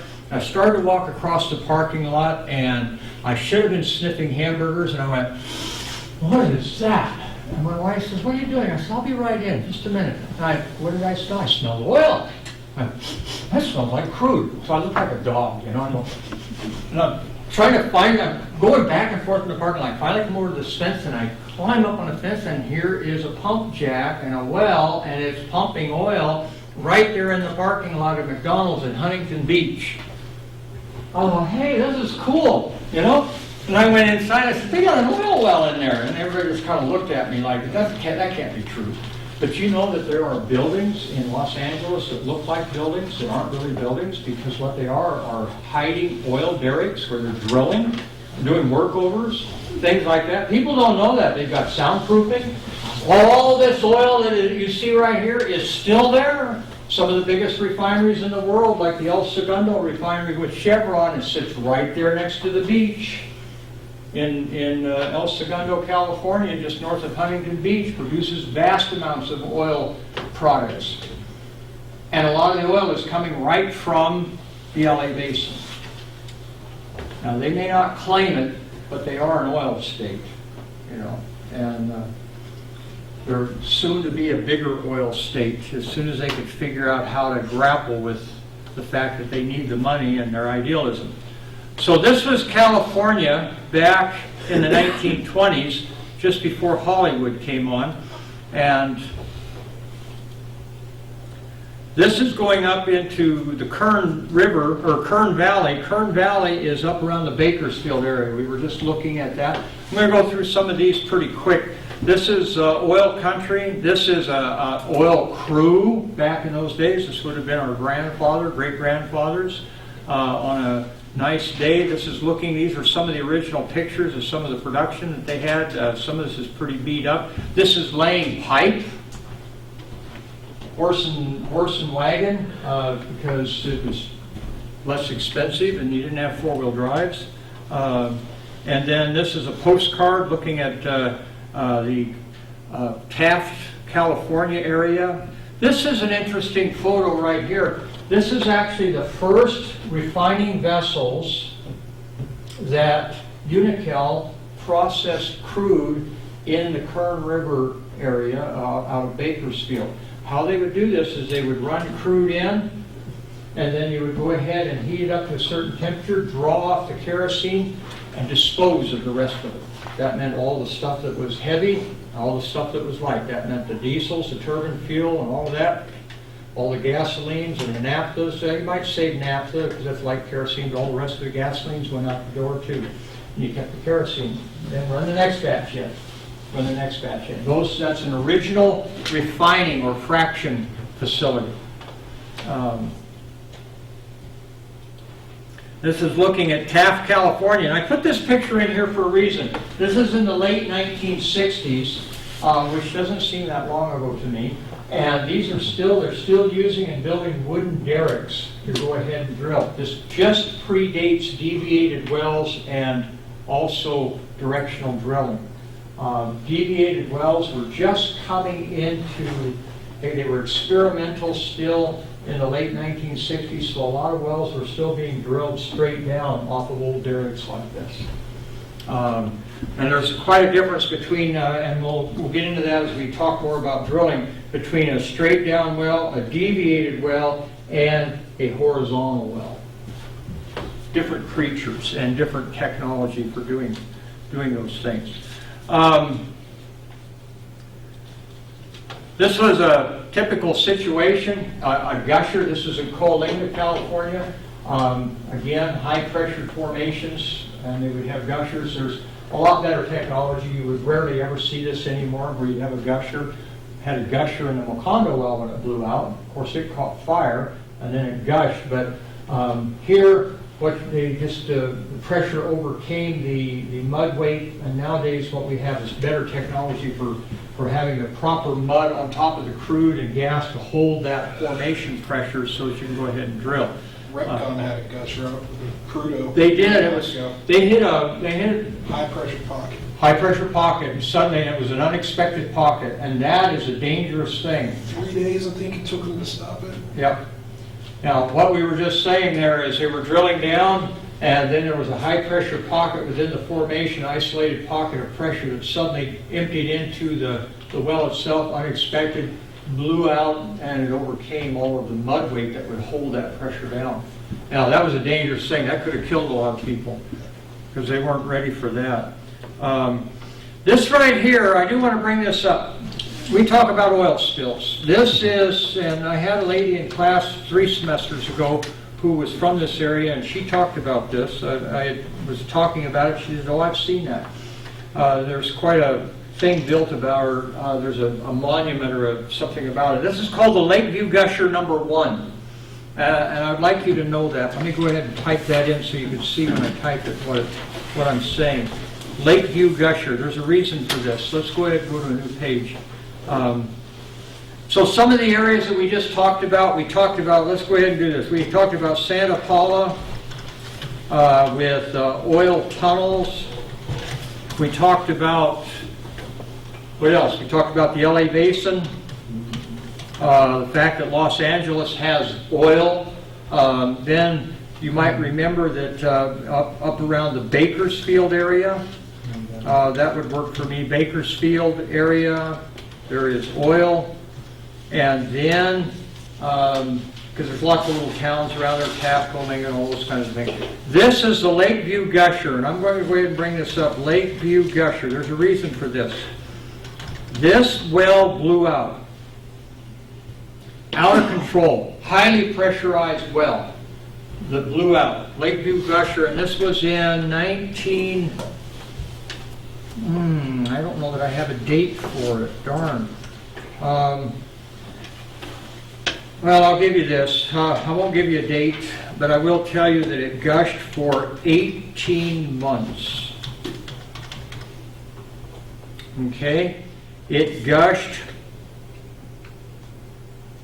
over, we'll put plus, 9 million barrels of crude. Out of control. I'm going to put that into context real quick so that you have a grasp of what we're talking about here. And I'll show you some of the photos of this. I want you to see this.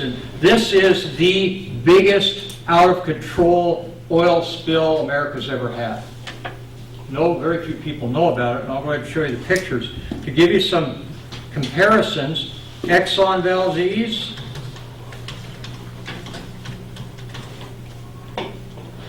how much? How many million barrels? Not even a million. Less than a million. In fact, the estimates are somewhere between, and it's bizarre that they give these estimates, 260 to 750,000 barrels. I'm going to say probably it was a good 550 to 750,000, but this is the figure that is given no matter where you look, barrels of crude. That's not very much.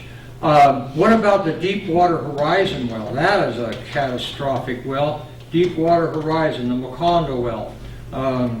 So, when that blew out in the Gulf of Mexico here in 2010, how many barrels of crude did it blow out?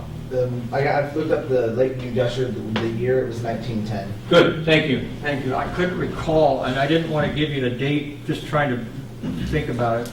Lakeview Gusher, 18 months. Let's see, we'll put 1910.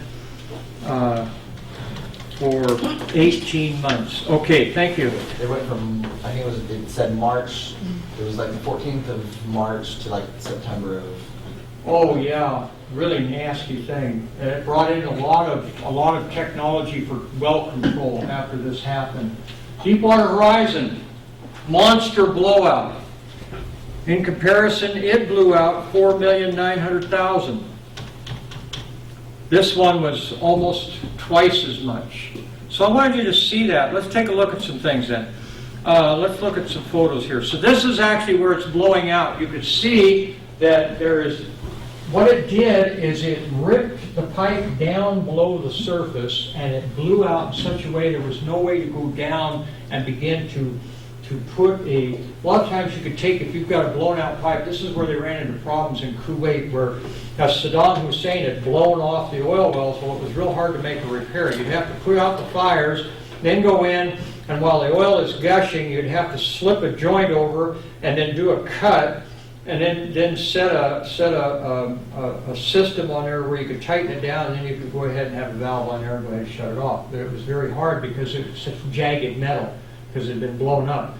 Well, that was what happened here. Instead of it being a nice pipe, it blew out. When it blew out, it tore up the pipe and everything else. And back in that day, that would have been over 100 years ago, they didn't have the technology to go in and try to put this out. So they said, well, we'll just wait till the pressure goes away.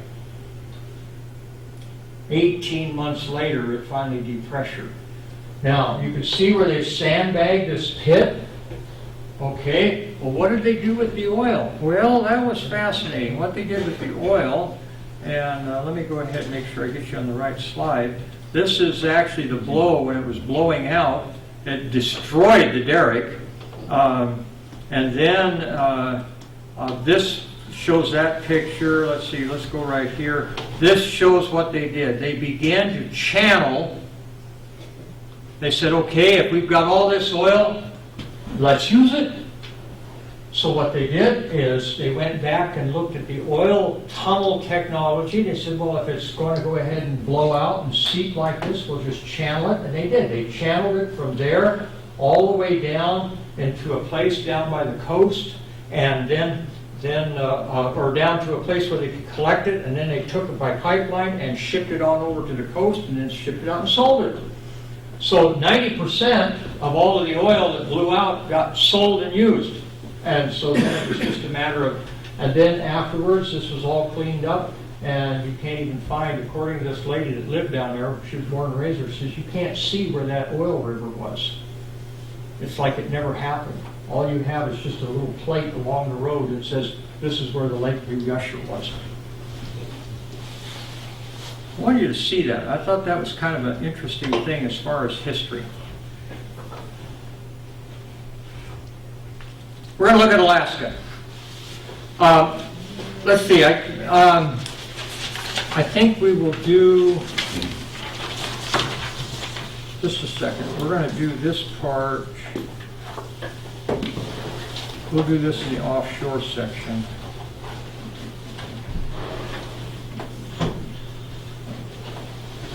Because I've got more information on Alaska than I had in the past. So let's look at Alaska. I think you're going to find this fascinating. And obviously, there's my Alaska map. Okay, Alaska. You guys are all Alaskans. So where do you find oil in Alaska? Everywhere. Everywhere. If somebody asks you where is oil in Alaska, just tell them, oh, pretty much anywhere you want to go. In fact, I think I have a map of that.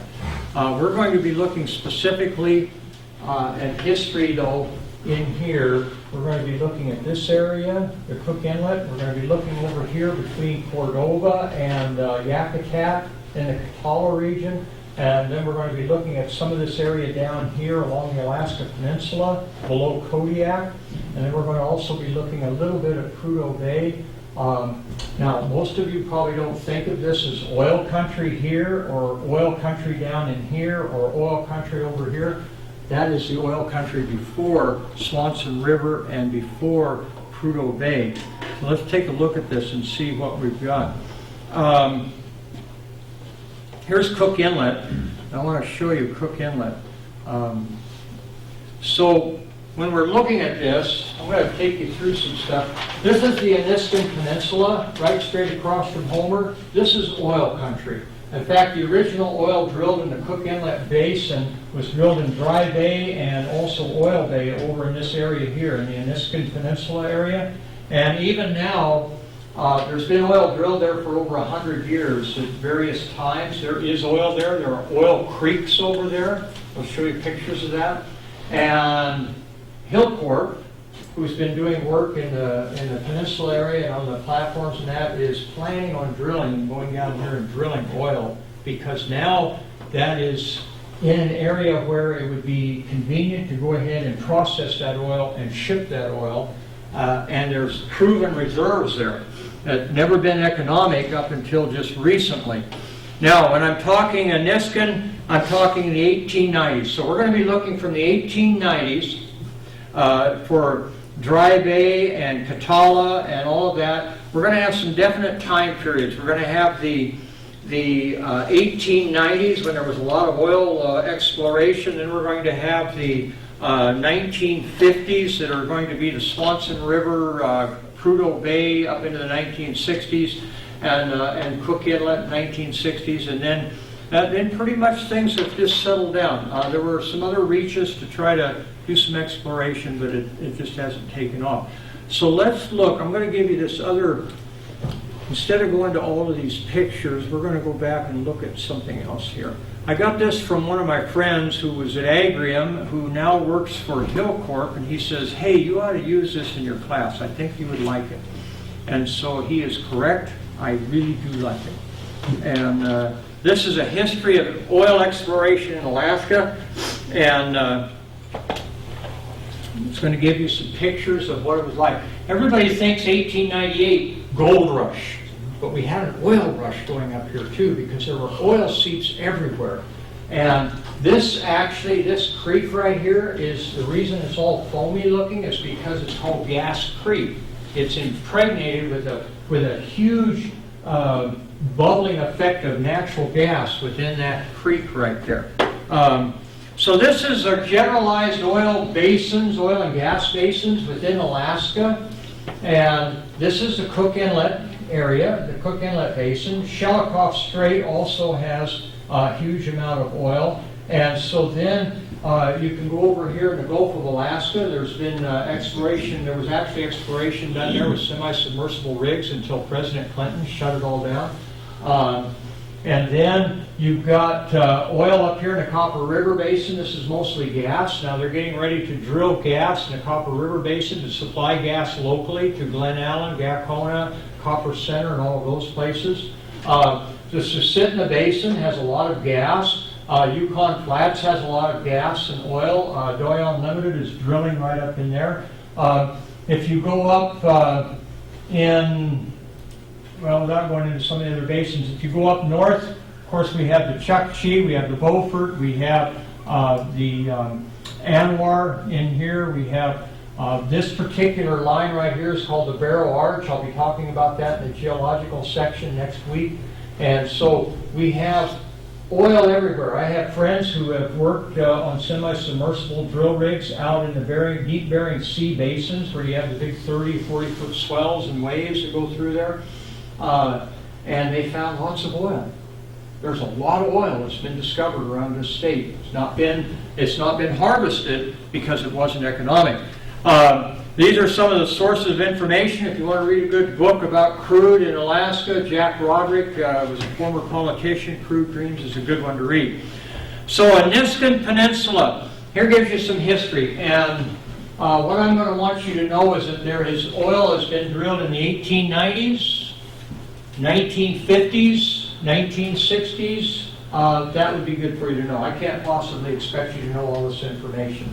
But beginning back in the 1900s, across from Homer, before there was a Homer, before there was a Anchorage, before there was a lot of these things, there was Seldovia, and there was Kenai, and there was Tyonek.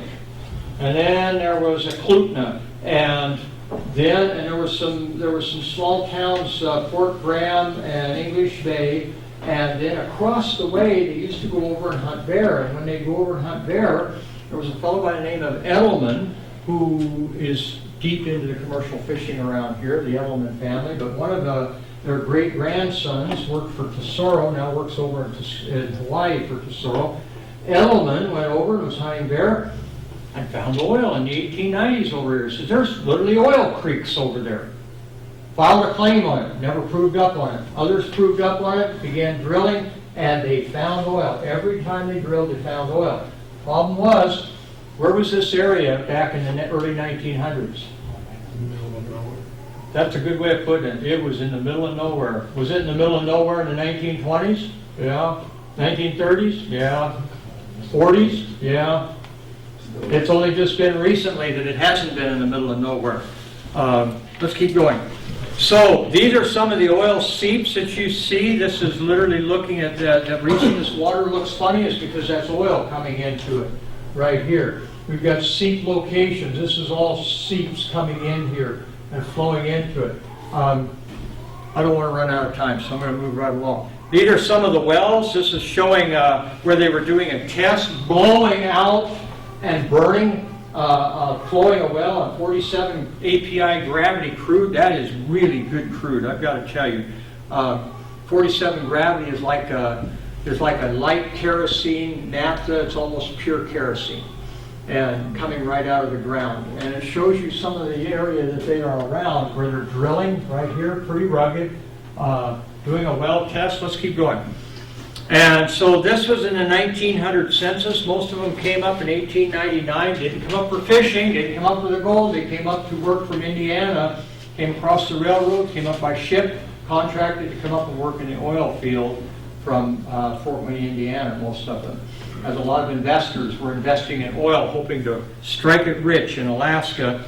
Unbelievably, not in gold in the Klondike, but looking for oil in Cook Inlet.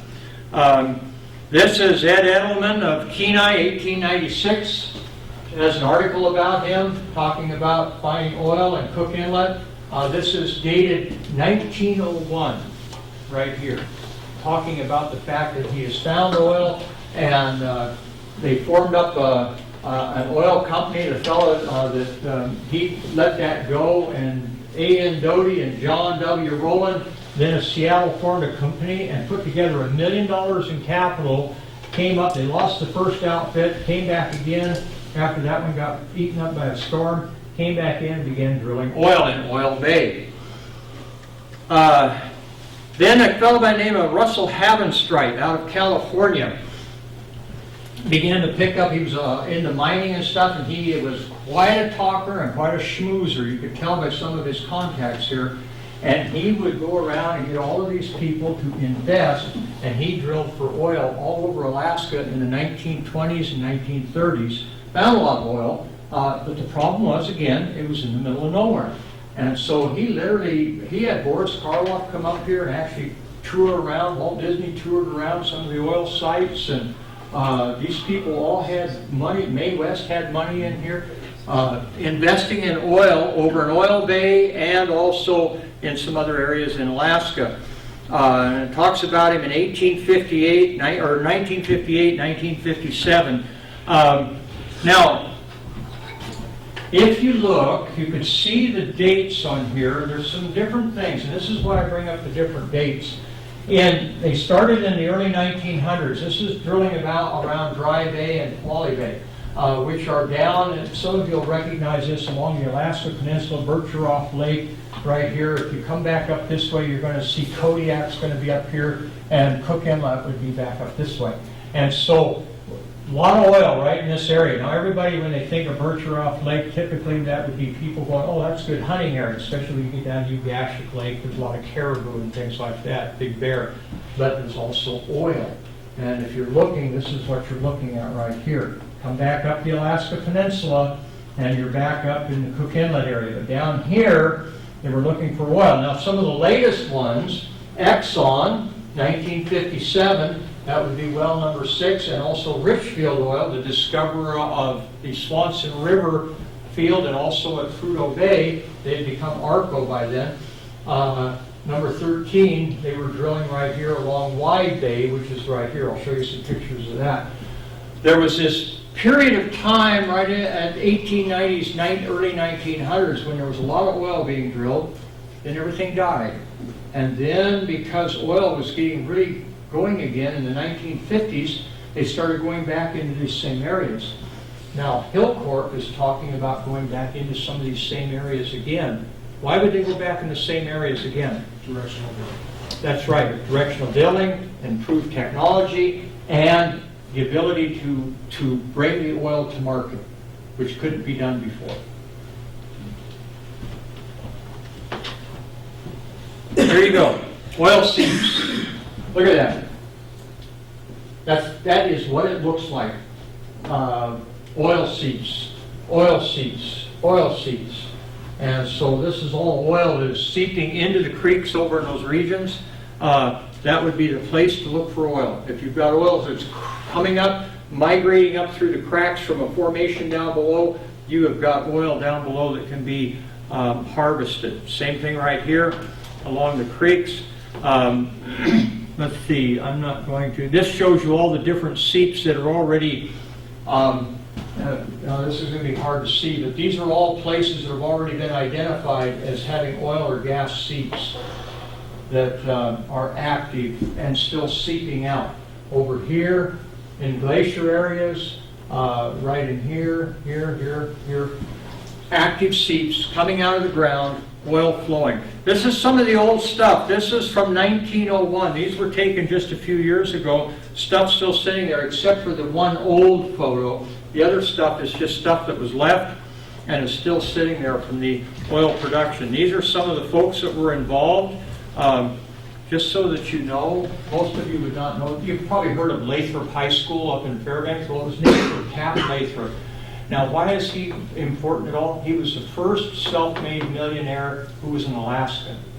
Born and raised here, and he was a businessman who put together a lot of stuff. So, this is Canatac. Doesn't exist anymore. But it was a boom town back in the 1920s and had as much as 600 people. It was a boom town, oil town. Oil wells, and this is just looking at what they were doing, just to give you some idea. This is that same group along Gas Creek, from the gas seep along Grass. They were cooking from the gas seep along Gas Creek, okay, with gas in the water. All right. Wide Bay. This is looking at Wide Bay. You're going to have to look really close here. But you can see where it comes out, the dock here. This is the oil well that they were doing, was in this vicinity here in Wide Bay. This is where Exxon was drilling. And this shows you what they're looking at. This is more modern. Wide Bay unit number 1, Grammar and Boar Creek number 1. And so there was some, and it shows you the anticlines, Wide Bay anticline, and also the Bear Creek anticline, and so there was drilling going on here. This is down off of Shellicroft Strait, with Kodiak being up in this vicinity over here. Looking at some more of the area, let's see, this is the Catala. Now we're going to move clear over between Cordova and Yakutat. I want you to know where Catala is, because it was the first not only production that was of commercial value, but it also had a refinery and also had a port facility, and they shipped oil and sold it all over Alaska, finished products. If you're going to memorize anything from what I gave you before in the first portion of this, remember the Aniskin Peninsula, Oil Bay, 1900. That'll be good enough for me. Then it'll tell me that you know that there was oil drilled. I just put 1890s, 1900. I actually put 1900 generally, and that was when oil was first explored. But I do want you to know Oil Bay, Aniskin Peninsula, and it's in Cook Inlet. This is not Cook Inlet. This is outside of Prince William Sound, going clear over to the east of Prudhoe Bay. And to the east of Cordova. And so what we're looking at is, in fact, you can see that it's pretty small, but right here, Valdez, Cordova, Kenai Peninsula, and going clear over here. This one was discovered in a very strange way. You see that big oil seep, that pool of oil? Well, this fellow's out hunting bear. No, he's hunting moose. Hunting moose, snaking through the trees, steps down, goes, that ain't water, that's oil. What's that oil doing here? I mean, he is in heavy timber. It looks like southeast Alaska, and he steps into oil. He comes back out, goes and talks to some of his friends who live there. There's a native village that's been there forever nearby, and he says, do you guys know about this? Oh yeah, we don't ever go over there. It's because there's oil over there. There's this black nasty stuff. There's oil seeping up and forming lakes and ponds over there. Lots of oil. So these are some of the wells, and they were first drilled by the British. They came in, they bought up the leases, and they began drilling. Discovery Well, 1901, Cunningham Well, different wells, oil tanks. And not only did they go ahead and drill wells, they began to build a refinery. And they had the Chilkat Oil Refinery, which was built in 1911, and for the next 22 years was there until it burned down in 1933 and was not rebuilt. And that's where a lot of the products for South Central Alaska were coming from that particular refinery. So These refineries in Cook Inlet and over in Valdez, Petrostar and stuff, and up in North Pole, they were not the first refineries. This was the first refinery in Alaska at Katala to the east of Cordova and in between Cordova and Yakutat. Had a big town. As many as it says here, between 5,000 and 10,000 people had crammed into this town. This was a big town. This was probably one of the biggest towns in Alaska at the time. The only one bigger would have been Fairbanks, maybe Juneau or Ketchikan. But this was a big commercial, industrial type town. 2 railroads, electric lights, all kinds of stuff going on. They even had a criminal, a Birdman of Alcatraz, lived there and worked there until he left and went to Juneau and committed murder and then got put in prison down in Alcatraz because he committed murder in a territory. And so they had all kinds of activity. Let's take a look. This is Cook Inlet Basin. A lot of oil in Cook Inlet Basin. This gives you some old write-ups. Richfield hits oil, 1957. These were big headlines. In Tuesday, July 23rd, 1957, oil had been discovered in Swanson River. We were not a state at this time. I want you to take some notes. Alaska became a state because of the Swanson River oil find. You go, how can that be? Because they've been doing everything they could to try to become a state instead of being a territory. The main thing against Alaska becoming a state was that they could not afford to support themselves. Seriously. They didn't want a welfare state. They didn't want a state in which they knew there was a poor territory. It was a poor territory in those days. There was not much money here. There was fishing, but all the money went to Seattle. There was mining, all the money went outside. There was timber, all the money went outside. And so oil was discovered, and they said, now we can go ahead, if we can become a state, we can begin to tax the oil, and we can be self-supporting. So they began they became a state, and just got voted in and signed in 1959, and Alaska began to produce oil. Then they began to take control of their timber, their fish, and their mines, and began to be a self-supporting state. This is typical. You guys are all from here, so you know what this is all about. Cook Inlet, offshore. We've got refining LNG plants. This is Prudhoe Bay, 1969. Lots of fields. Many of you have worked up there. I was working up there just a few years after these pictures were taken, and that's just about what it looked like when I was up there. There was no production facilities, and we just had little trailer camps. Any of you ever stayed in a trailer camp with plywood between the trailers? Wind blows through, put a thing of water on your bench stand at night, and it freezes solid, and it was, at least you weren't outside, you know, I mean, it was, you walk down the hall in the morning and snow's blowing in between the cracks. It doesn't melt because it's not warm enough, but it was a neat place to be. This is the Discovery Well number 1, wellhead. This is some of the tests they were doing back in 1969. Okay, seeing what kind of flow pressures they had. So this was the 1968, February 16th, declaring that they just discovered oil.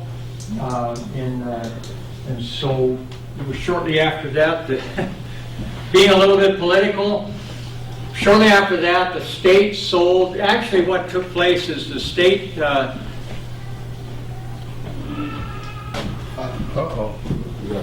I got 3 minutes. Okay, so what took place was when we were going to become a state, there had been a lot of geological work done at Prudhoe Bay and all over the North Slope before Alaska became a state. And there were some geologists who were very, very reputable, and they went and advised some of the politicians. They said, you know, part of your state contract with the federal government is you're going to be able to select mineral rights. We suggest that you select them in this area called Prudhoe Bay. Nobody had ever been to Prudhoe Bay, except a few geologists. The native groups didn't live at Prudhoe Bay. They lived at Barrow or they lived over in Kaktovik Island. Nobody lived in Prudhoe Bay. There wasn't anybody there. It was as isolated and barren as it comes. They said, why do we want to do that? I said, because there is oil there. Just believe it, there's oil there. So when the state said, we'd like to go ahead and select different things. Oh, by the way, we'd like this area up here along the Saginaw-Burktalk, that along this thing called Prudhoe Bay and all of this. We'd like, sure, go ahead. Nobody wants that. Less than 10 years later, now seriously, less than 10 years later, the state owned all of the parcels. They sold the leases. They had a $900 million bonus payment. To put that in today's dollars, that would be somewhere close to about $10 to $15 billion bonus payment for those leases. And so this is the first well, came in at 1,152 barrels, and Prudhoe Bay took off, and it's been history ever since. Any questions? Well, I'll tell you what, you guys can get out a minute early. How's that sound? Don't run away yet. Hold on. I'm going to meet you at the door. You know? I don't want you to get out of here without something. Take homework and due next Thursday. Did I hand it out already? Yeah. Oh. But if you don't have it, make sure you have it. Okay? What's that? Just watch online. I'll be posting it as I go. Yeah.